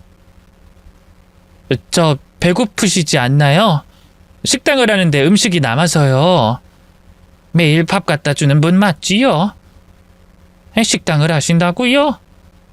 예, 그냥 부담 없이 드시면 됩니다. 저희 집을 어떻게 알고 오신 건지. 사실은 여기 자매가 저희 식당에 온 적이 있어요. 배고프다고 밥 좀 달라고 하길래 챙겨주다가 너무 딱해서 뒤를 밟아봤습니다. 어떤 사정인지 궁금했어요. 근데 밥도 하나 못 챙겨 먹고 어렵게 산 것 같더라고요. 물론 도움이 필요 없으실 수도 있지만 그래도 혹시나 해서. 아니, 누추하지만 잠시 들어와서 물이라도 한 잔 드시겠습니까? 그분은 기력 없는 손으로 물을 한 잔 따라서 저에게 주시더라고요. 궁금한 게 많았던 저는 질문을 던졌습니다. 자매한테 부모님은 없나요? 몇 해 전에 세상을 떠났어요. 저 어린 것들 두고 허망하게. 아유, 어떻게 그런 일이. 애들은 다른 곳에 맡기고 싶은데 할머니 혼자 못 둔다고 저렇게 붙어있네요. 내가 죄인입니다. 이 노인네가 빨리 죽어야 하는데 이러고 삽니다. 아유, 그런 말씀 마세요. 아이들을 위해서라도 악착같이 사셔야죠. 애들한테 집 만드는데 무슨 의미가 있습니까? 밥도 제대로 챙겨주지 못하는데. 밥은 걱정 마세요. 제가 챙길 테니까 할머니는 마음만 추스리시면 됩니다. 나는 괜찮아요. 우리 애들만 좀 부탁드립니다. 그 어린 것들이 부모 먼저 보내고 얼마나 힘이 들겠습니까? 내가 가슴에 한이 맺혀서 저것들 두고 떠날 수가 없어요. 남일 같지 않네요. 저도 피부치를 먼저 떠나 보냈거든요. 아유, 젊은 새댁이 어쩌다가. 아이고, 저런. 할머니 또한 자식을 앞세우고 의미 없이 흘러가는 세월을 그냥 놓아버린 채로 살고 계시더라고요. 남일 같지 않아서 그때부터 가끔씩 찾아가서 말동무도 되어드리고 반찬도 챙겨드렸네요. 이 신기하게도 그렇게 돕고 살기 시작한 순간부터 조금씩 살아야겠다는 생각이 들더라고요. 제 딸과 또래인 그 자매를 보며 마음이 아프고 힘들었지만 어쨌든 제 도움이 필요하잖아요. 아이들이 무럭무럭 자라려면 무엇보다 잘 먹어야 하니 최선을 다해 밥을 먹였습니다. 대가를 바라고 한 일은 아니었어요. 너무 힘들게 살고 있으니 조금이라도 도움이 되고 싶었습니다. 그러던 어느 날이었어요. 이 자매가 울면서 저희 식당 문을 열고 들어오더라고요. 아줌마, 어떡해요? 할머니가 왜? 눈을 감았는데 다시 안 떠요. 얼른 가보자. 허겁지겁 앞치마까지 한 채로 그 집으로 달려갔습니다. 그리고 잠들어 있는 할머니를 발견하게 됐는데 숨을 쉬지 않으셨어요. 바로 신고를 하고 응급처치를 했지만 때는 이미 늦었고 그분은 먼저 보낸 자식이 있는 곳으로 가버리셨습니다. 마지막 버팀목이었던 할머니까지 세상을 떠나자 자매는 통곡을 하며 울더라고요. 그 모습을 보는데 어찌나 가슴이 찢어지던지. 그 와중에 첫째는 묵묵하게 둘째를 위로하고 있더라고요. 문득 할머니가 저에게 했던 말이 기억났어요. 자기는 조만간 눈을 감을 것 같다고, 만약 갑작스럽게 가게 된다면 자매의 거처를 좀 대신 마련해달라고 신신당부를 하시더라고요. 이 짧은 인연이었지만 어쨌든 약속한 게 있잖아요. 저는 일단 자매를 저희 집에 들인 뒤 이것저것 알아보기로 했습니다. 오랜만에 집이 꽉 찬 것 같더라고요. 이 사람의 온기가 없어서 적막하던 집이 그제야 제 기능을 하는 기분이었네요. 그렇게 하루, 이틀, 한 달, 두 달, 1년, 2년 시간이 흘러갔네요. 같이 살다 보니 딸 같은 마음이 들더라고요. 물론 생판남이었던 아이들을 내가 왜 데리고 살아야 하나 생각한 적도 있었지만 같이 살다 보니 정이 들었던 것 같아요. 저희 친정 엄마께서는 검은 머리 짐승은 거두는 게 아니다. 나중에 커서 은혜 갚을 줄 아냐? 분명 큰 사고 친다고 당장 내쫓으라고 하셨지만 갈 곳 없는 아이들을 어디다가 보내나요?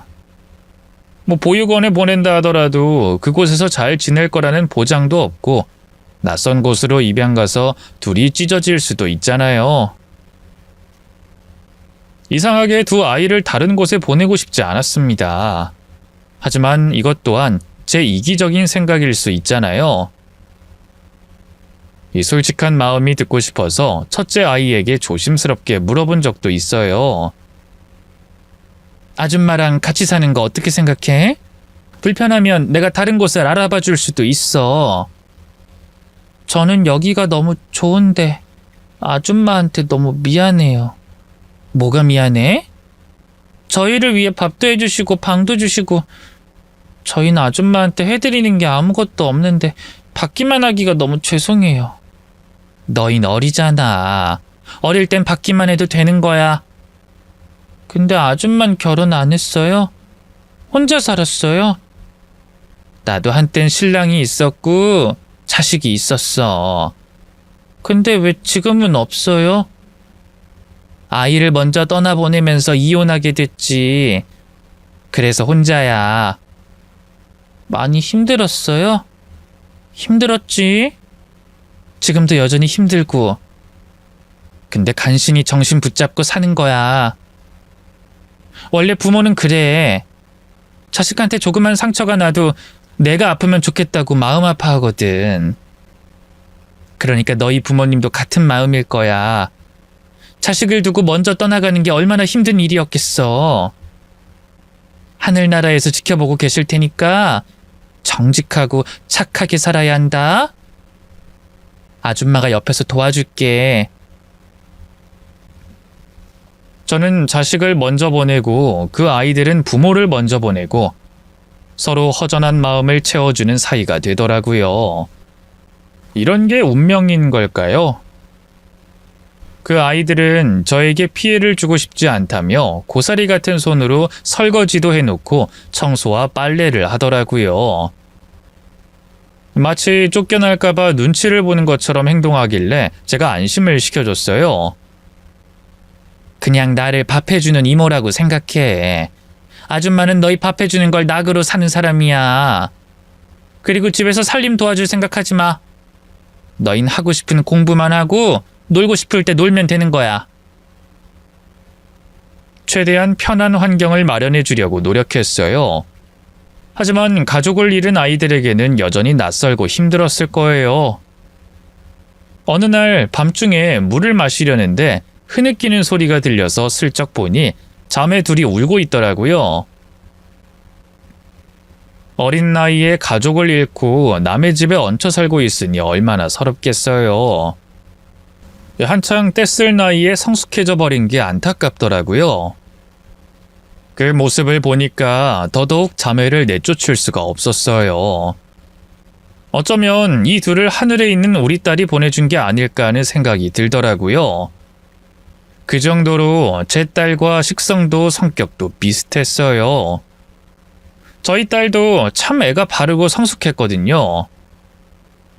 만약 살아 있었더라면 이런 모습이겠구나 상상을 하게 됐네요. 그렇게 세월이 흘렀어요.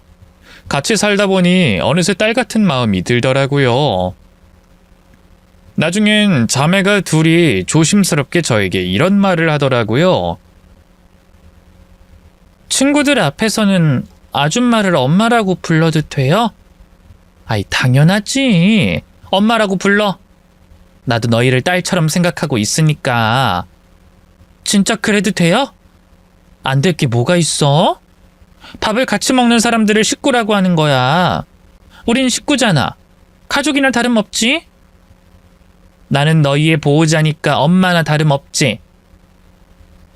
마음의 준비가 되면 언제든지 날 엄마라고 불러도 된단다.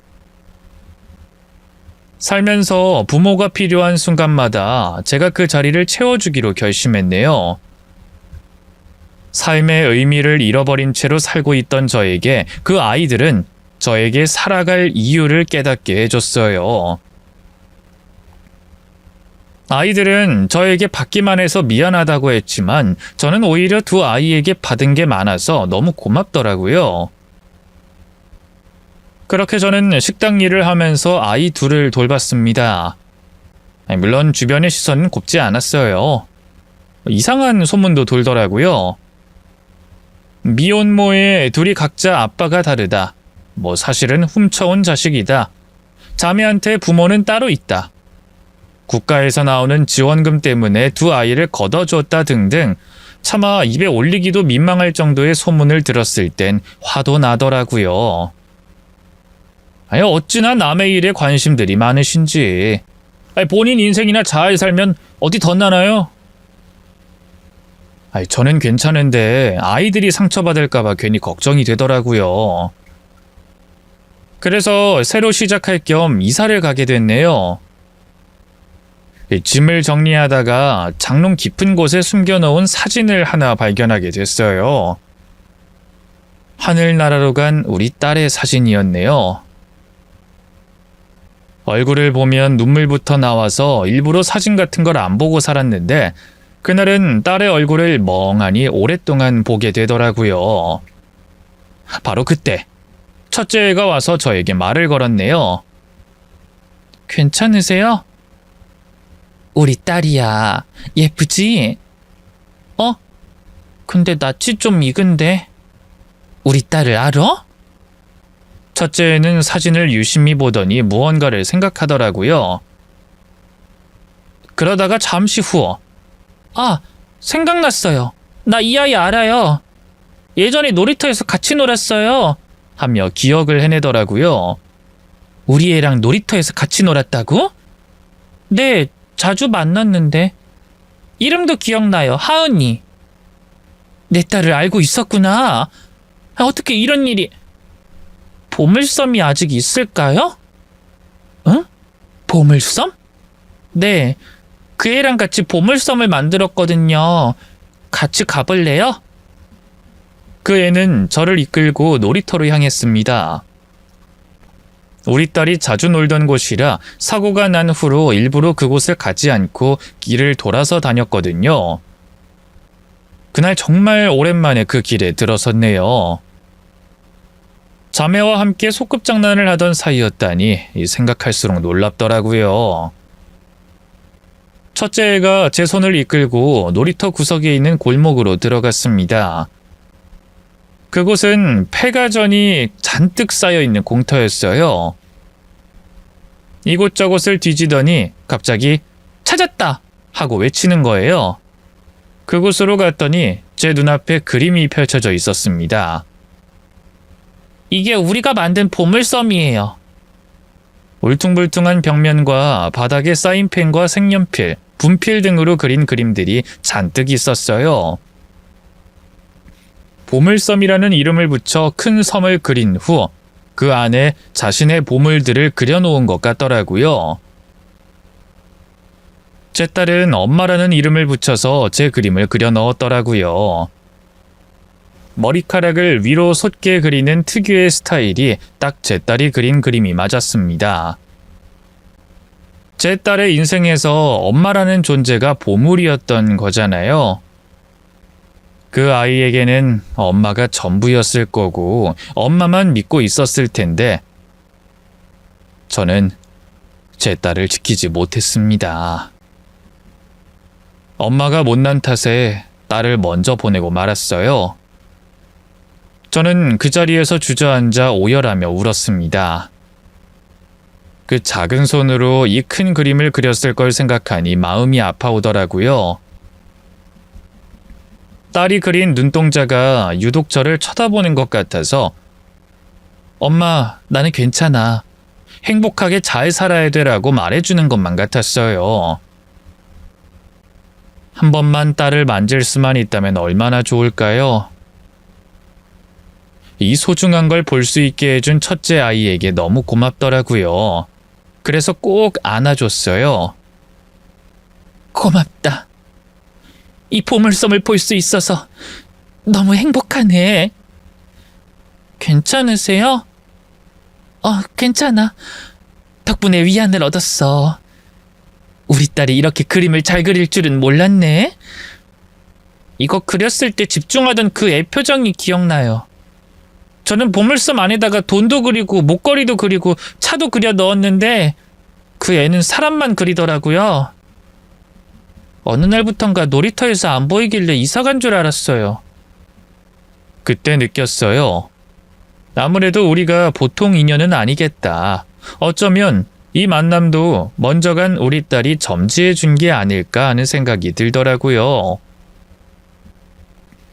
순간적으로 그 아이의 얼굴과 제 딸의 얼굴이 겹쳐 보였습니다.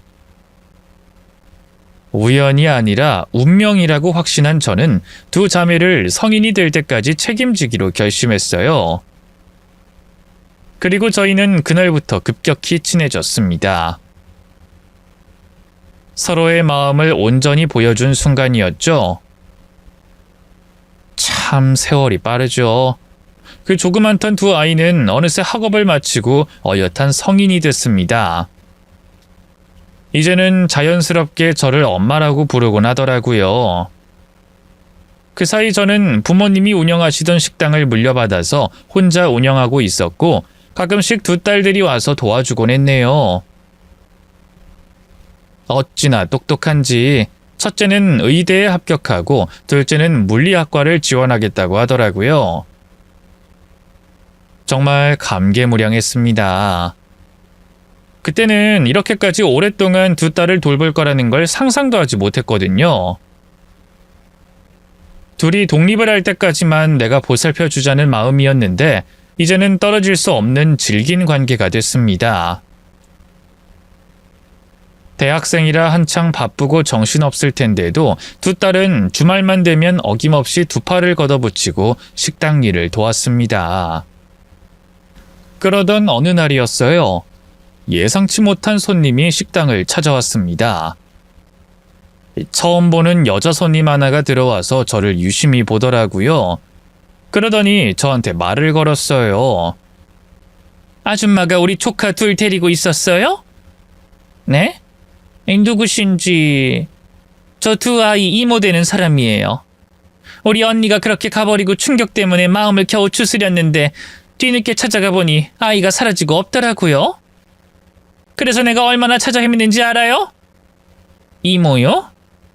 우리 애들한테 가족이 없다고 들었는데 확실해요? 없긴 왜 없어요? 내가 떡하니 버티고 있는데.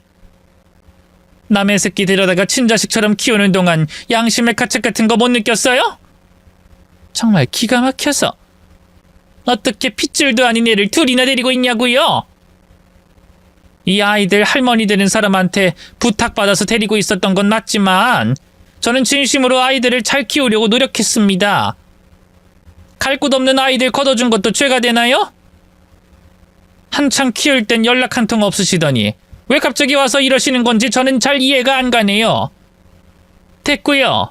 아이들에 대한 권리는 저한테 있어요.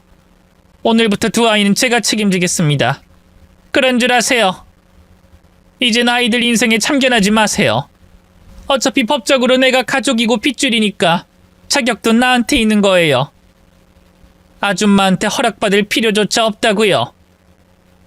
앞으로 우리 애들이랑 연락도 하지 마세요. 아시겠어요? 친자식처럼 키운 애들이에요. 어떻게 인연을 단칼에 끊어내려고 하시나요? 말도 안 되는 소리 하지 마세요.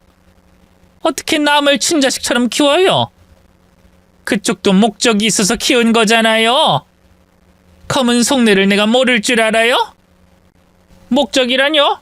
무슨 말도 안 되는 소리를... 왜요? 전국 찔려서 당황했어요? 큰애 의대 가고 작은애 명문대 가니까 이제 투자한 돈 마음껏 뽑아 먹어야겠다 생각하고 있잖아요. 애들 담보로 노후 대비 해놓은 거 내가 모를 줄 알아요? 알아보니 배우자도 없고 쭉 혼자 산 것 같은데 멀쩡한 애들 묶어다가 착취하고 사는 거 그거 범죄예요. 말 조심해요. 난 그런 생각 한 적도 없고 그걸 투자라고 여긴 적도 없어요. 오히려 그럴 생각으로 온 건 그쪽 아닌가? 다시 한번 말하지만 전 핏줄이라고요. 가족이 가족 챙기는 건 당연한 거지. 이모니까 엄마 대신 온 거라고요. 아이들이 도움 필요할 땐 나 몰라라 하다가 이제 와서 가족이라고 다 큰 애들 데려가겠다고요? 어이가 없네. 아이들 의견도 없이 홀랑 데려가겠다고 통보하면 그만이에요? 애들이 무슨 물건이냐고요? 그쪽이야말로 돈 때문에 여기 온 거잖아요. 조카 둘 번듯하게 잘 자라니까 이제서야 생색 좀 내보려고 등장한 거 내가 모를 줄 알아요? 어쨌든 아이들이 판단하면 되는 거잖아요. 아무렴 피부치인데 쟤네들도 생각이 있으면 저를 따라오겠죠. 생판 모르는 아줌마를 봉양하고 사느니 이모랑 사는 게 낫지 않겠어요? 키운 건 그쪽 자유였으니 대가 같은 거 바라지 말아요. 혹시나 해서 말인데 우리 애들 발목 잡을 생각 추호도 하지 마세요. 대가 그런 거 생각한 적도 없습니다. 보상을 바라고 자식을 키우는 부모가 세상에 어딨냔 말이에요. 남남이잖아요. 하여간 사람이 음침해가지고. 바로 그때 일을 도와주러 딸 둘이 식당에 들어왔습니다. 이모라던 그 사람은 냉큼 달려가더니 둘을 꼭 안으며 눈물을 흘리더라고요. 얘들아, 나 이모야. 기억 안 나? 내가 너희를 찾으려고 얼마나 고생했는지 아니? 아우, 살아있어줘서 너무 고맙다. 이젠 됐다, 다 됐어. 이제 이모랑 같이 가서 살자. 이모? 그래, 이모야. 우리 첫째는 이모 기억나지? 너 어렸을 때 내가 업어주고 입혀주고 먹여주고 그랬잖아. 이모가 널 얼마나 아끼고 사랑했는데. 너희 부모님 그렇게 떠나고 나서 내가 나서서 장례까지 치르고 정신이 없었어. 그땐 나도 사는 게 바빠서 너희를 챙길 여력이 없었지 뭐야. 아무튼 미안해. 이모가 너무 늦게 나타나서 미안해. 못난 이모를 용서해주기만 한다면 앞으로 내가 정말 최선을 다할게. 이젠 준비가 됐어. 아, 너무 보고 싶었단다. 기억나요. 이모를 어떻게 잊어요. 그치? 기억나지? 내가 너희를 얼마나 아꼈니? 둘이 벌써 성인이라며? 이제라도 가족이랑 같이 살아야지. 언제까지 남 밑에서 눈칫밥 얻어먹고 살 거야? 크면 클수록 가족이 제일 소중한 법이야. 돌고 돌아 만났으니 이젠 떨어지지 말자. 이모, 저희에겐 선택권이라는 게 있어요. 이리 갔다 저리 갔다 옮겨다니는 사람들이 아니란 말이에요. 그래, 이제 이모 집에 살면서 정착하면 되지. 여태껏 불안정하게 사느라 고생 많았지. 이젠 내가 든든한 버팀목이 돼줄게. 내가 우리 조카들 시집도 보내주고 엄마 역할 할게. 혼주석에 앉을 친척도 필요하잖아. 저도 이모를 찾아 헤맸어요. 그토록 찾을 땐 콧배기도 안 보이더니 왜 이제 나타나서 권리를 주장하세요? 너도 날 찾았니? 아유, 우리가 많이 엇갈렸나 보구나. 그래도 우리가 언젠가는 만날 운명이었나 봐. 이렇게 만난 것도 인연인데 오늘 잡은 손 절대로 놓지 말자. 알았지? 이모가 우리 부모님 보험금 가지고 도망갔잖아요. 누가 그래? 저 아직도 똑똑히 기억해요. 저희 앞으로 물려주기로 한 재산이랑 보험금 전부 이모가 들고 도망간 바람에 할머니랑 저희가 얼마나 힘들게 살았는지 몰라요? 살던 집도 이모가 날려먹은 거잖아요. 양심이 있으면 도움이라도 좀 주던가. 연락해도 받질 않고 찾아가도 도망가 버리고 없으니 저희가 어떻게 찾아요? 사고 이후에 우리가 얼마나 사람 손길이 필요했는데 조카들한테 미안하지도 않았어요? 어떻게 이렇게 뻔뻔할 수가 있냐고요? 보험금? 그게 뭔데? 난 장례 치르고 뒷수습하느라 돈을 더 쓰면 썼지 내가 받은 건 요만큼도 없어. 뭔가 오해가 있나 본데 나는 너희를 위해 희생만 했지 이득을 취한 적은 단 한 번도 없었단다. 거짓말하지 마세요. 저희 할머니가 눈 감는 순간까지 얼마나 이모를 원망했는지 아세요? 어린애 둘을 내팽개치고 돈 갖고 가니까 행복했어요? 우리가 그동안 어떻게 살았는지 알지도 못하면서 함부로 말하지 마세요. 너희는 할머니 말을 믿니? 아, 그래. 뭐 네 말대로 보험금을 내가 가지고 있었다고 쳐. 그거 얼마 되지도 않는 돈 때문에 내가 설마 조카 둘을 버리겠니? 내가 아까 말했잖아. 사는 게 힘들어서 정신이 없었다고. 키우는 거 힘드니까 도망간 거잖아요. 괜히 독박 쓸까봐 겁나서 주랭랑 친 거잖아요. 그래놓고 이제 이모 행세를 하겠다 이건가요? 도움 준 건 하나도 없으면서 이제 와서 이모를 가족으로 생각하라고요? 저희가 왜요? 왜 그래야 되는데요? 어쨌든 오해는 풀고 싶었어. 그리고 너희 나 없으면 완전 고아인 거 알지? 잘 생각해봐. 나중에 취업하고 결혼하고 시부모님을 만날 때 그쪽에서 가족 하나 없는 고아를 선뜻 드릴 수 있겠어? 이래서 집안엔 어른이 있어야 하는 거야. 있는 거하고 없는 거하고 얼마나 다른지 너희는 아직 모르지? 어려서 뭘 알겠니? 이모에 대한 기억이 별로 없지만 셈이 빠르고 상황 파악이 빨랐던 거 하나는 기억나요. 여전하시네요. 저희 둘은 늘 그래왔던 것처럼 이모를 없는 사람 치고 살 거니까 이모도 그렇게 살아주세요. 어떻게 있는 가족을 없는 셈 치고 살아? 그리고 너희 이 아줌마한테 계속 붙어 살 거니? 가족으로서 경고하는데 나중에 후회한다? 그건 저희가 선택할 문제예요. 이모가 저희 피하고 등 돌렸을 때 유일하게 저희를 챙겨주신 분이에요. 그러니까 함부로 말하지 마세요. 남의 영업장 와서 행패 부리지 마시고 나가주실래요? 이래서 부모 없이 큰애들은 안 된다니까. 고마움을 몰라. 너 지금 나한테 이런 말 내뱉은 거 분명 후회할 거다. 저희가 왜 부모가 없어요? 여기 계신 분이 제 엄마예요. 또 한 번 찾아오면 영업방해로 신고할 거니까 다신 찾아오지 마세요. 이런 사연이 있었는진 몰랐네요. 친척이 있냐고 두 딸에게 물어봤을 때 그냥 없다고 했거든요. 부모의 보험금과 재산을 들고 도망간 여자가 뻔뻔하게 다시 합치자고 찾아온다는 게 정말 어이가 없었습니다. 얼마나 욕심이 가득하면 조카 덕을 보려고 불이 나게 찾아왔을까요? 그래도 강단 있는 두 딸들은 이모라는 여자를 단칼에 거절했습니다. 내가 정말 잘 키웠다 싶더라고요. 여기서 일이 마무리가 됐으면 얼마나 좋았을까요? 그 후로 험난한 길이 시작됐습니다. 그 이모라는 여자가 몇 번 더 저희 식당에 찾아왔어요. 그래놓고 큰 소리로 남의 자식 빼어간 파렴치한 여자! 라고 외치며 망신을 주더라고요. 대체 왜 이러시냐고 나가라고 내쫓아도 또다시 찾아왔네요. 급기야는 저더러 돈 달래요. 자기 조카들 뺏어갔으니 돈으로라도 보상받고 싶다나 뭐라나. 결국에 이 여자가 원한 건 돈이었더라고요. 보아하니 보험금과 재산을 들고 도망간 후 그걸 전부 탕진한 것 같더라고요.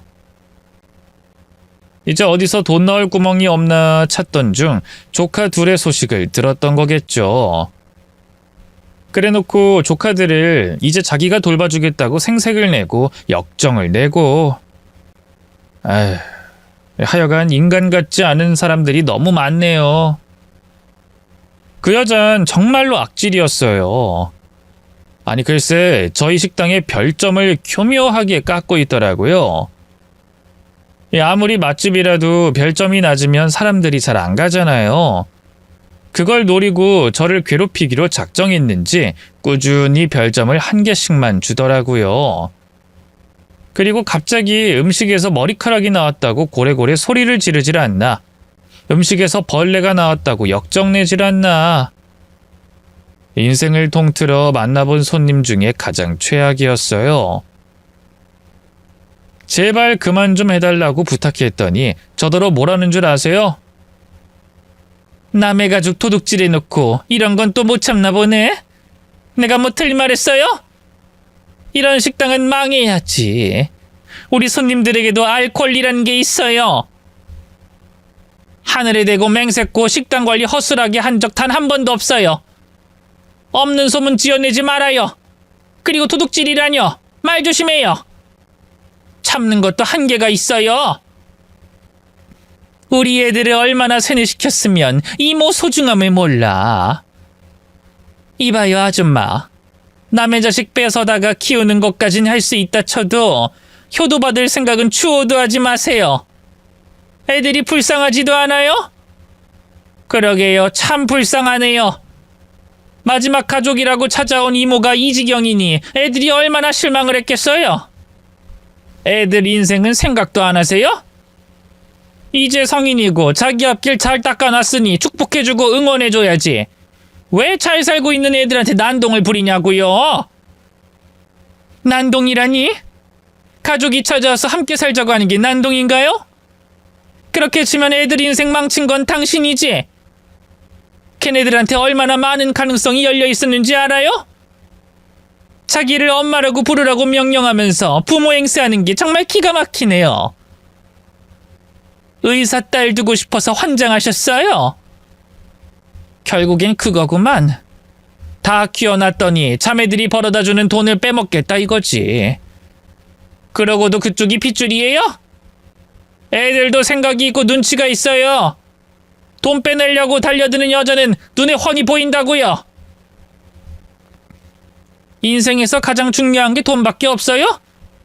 가족이고 뭐고 없어요? 나도 힘들어서 그래요. 오죽하면 여기까지 찾아왔겠어요? 남편이랑 이혼하고 자식 없이 혼자 사는데 둘이 남겨진 조카가 생각났어요. 됐어요? 우리 조카들을 내가 키웠다라면 이렇게 허전하진 않았을 텐데. 그것도 가족이라고 계속 생각나고 보고 싶었어요. 염치 없는 거 알지만 그래도 가족이잖아요. 이모인데 지들이 잘 되면 날 찾아와서 인사라도 올렸어야 하는 게 아닌가 싶고. 참 매정하네요. 요즘 애들은 예의범절도 없대요? 걔들이 미쳤어요? 조카 버리고 도망간 이모를 찾아가서 인사까지 올리게? 정말 해도 해도 너무하네. 말이 그렇다는 거잖아요. 어쨌든 내가 집안의 어른이니까 언젠간 필요할 날이 올 건데 쟤네들은 하나만 알고 둘을 몰라요.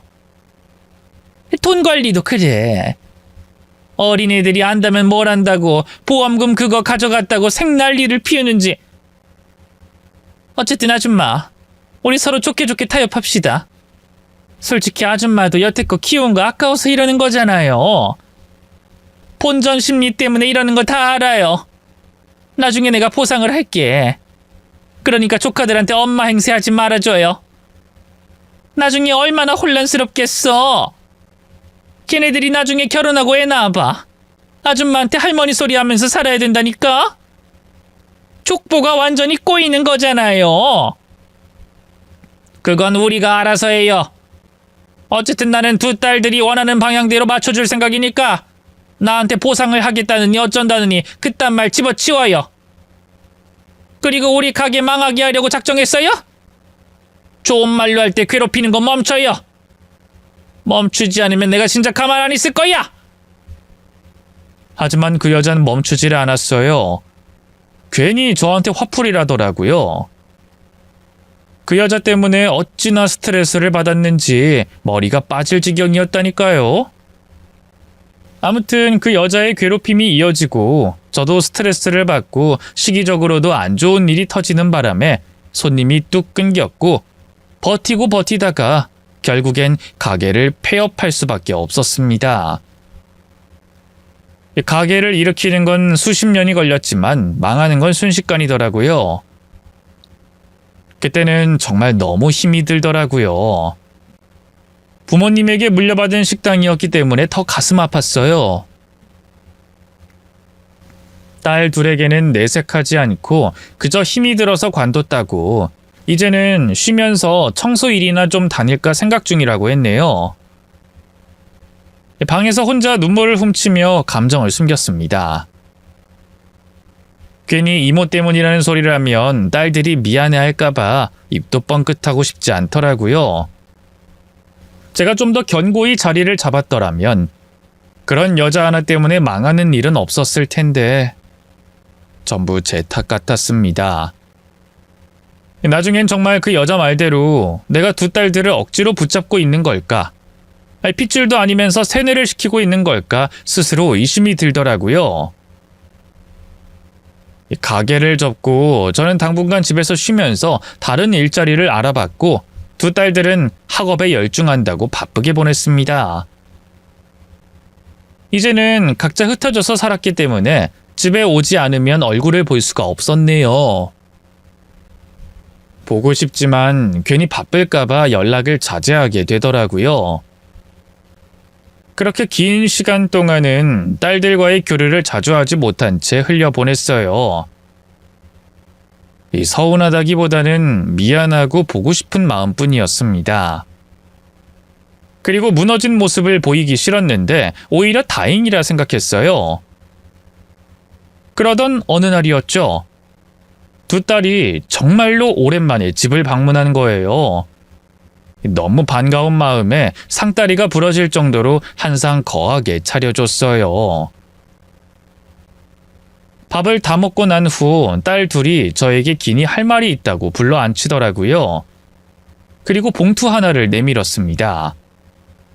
이게 뭐야? 한번 열어봐. 딸들이 주는 봉투를 슬쩍 열어봤는데 글쎄 그 안에 어마어마한 돈이 들어있는 거예요. 깜짝 놀라서 얼른 다시 닫았더니 첫째 딸이 웃으며 말하더라고요. 뭘 그렇게 놀라고 그래? 이 돈 어디서 났어? 이걸 왜 나한테 주는 건데? 엄마 거니까. 우리 둘이 휴학하고 일하면서 돈 벌었거든. 아니 누가 휴학하랬어? 공부만 하라고 엄마가 그렇게 말했건만.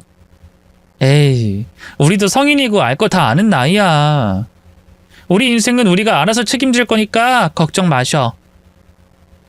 엄마 식당 폐업한 거 그거 다 이모 때문이잖아.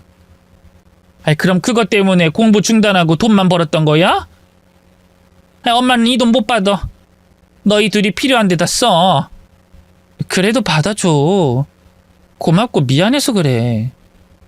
마음을 표현하고 싶은데 표현할 방법이 이것뿐이라서 미안할 뿐이야. 다음엔 더 두둑히 챙겨줄게. 마음만 받을게. 엄마는 돈 필요 없고 너희가 잘 사는 게 최고의 행복이야. 어떻게 딸들이 어렵게 번 돈을 받을 수가 있겠어? 안 받으면 진짜 화낼 거야. 엄마 늘 우리한테 주기만 했잖아. 우리한테도 기회 한 번쯤은 줘야 되는 거 아니야? 솔직히 좀 서운하네. 우린 엄마가 기쁨의 눈물까지 흘리면서 고마워할 줄 알았는데. 식당은 겸사겸사 폐업한 거야. 안 그래도 찔리던 참이었고. 거짓말. 식당 계속 하고 싶었으면서. 이 돈으로 번듯하게 새로 시작하면 되잖아. 딸들이 주는 선물이라 생각하고 우리 다시 개업하자. 우리 엄마 음식 솜씨 하나는 끝내주잖아. 이 재능을 썩히기엔 너무 아깝지 않아? 이만하면 충분해. 그리고 나는 딸들이 주는 돈으로 개업할 생각 없어. 엄마가 알아서 할 테니까 너희는 집안 사정 같은 건 걱정하지 마. 기억 안 나? 나중에 크면 꼭 은혜 갚는다고 했잖아. 우리 그때 식당 문 처음 열고 들어갔을 때 엄마한테 밥 달라고 사정하면서 했던 말이잖아. 나는 그 말 가슴속에 늘 새기면서 살고 있었어. 비록 우리가 각자의 아픔을 품은 채로 만나긴 했지만 씩씩하게 잘 살았잖아. 나는 우리야말로 피를 나누는 가족이나 다름없다고 생각해. 오히려 그런 가족들보다 더 끈끈하지. 자식에게 이토록 헌신하는 엄마가 세상에 또 있을까? 이건 친자식이어도 어려울 거야. 그러니까 우리 성이 무시하지 말아줘. 두 딸 훌륭하게 잘 키워냈으니 선물 하나 정도는 받을 수 있는 거잖아.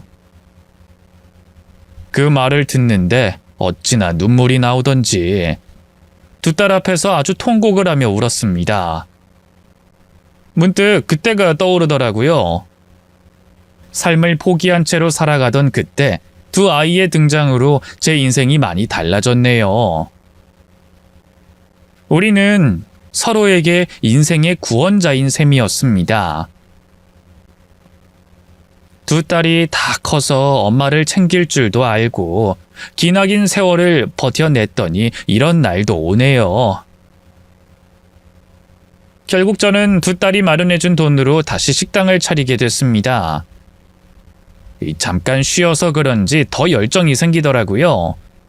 집에만 있을 땐 괜히 몸이 찌뿌둥하고 활력이 사라지는 느낌이었는데 일을 하니 비로소 살아있는 기분이 들었습니다.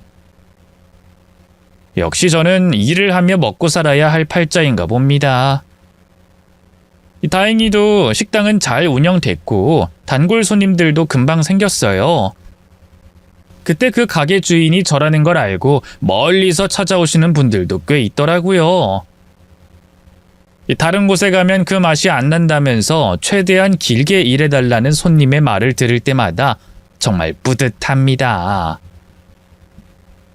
두 딸은 여전히 주말만 되면 일을 도와준다고 식당에 들리곤 하네요. 이 첫째 딸은 어느새 남자친구도 생겨가지고 연애하느라 아주 바쁩니다. 어떤 사람인지 소개 좀 시켜달라고 했는데도 부끄럽다면서 나중에 보여주겠다고 하네요.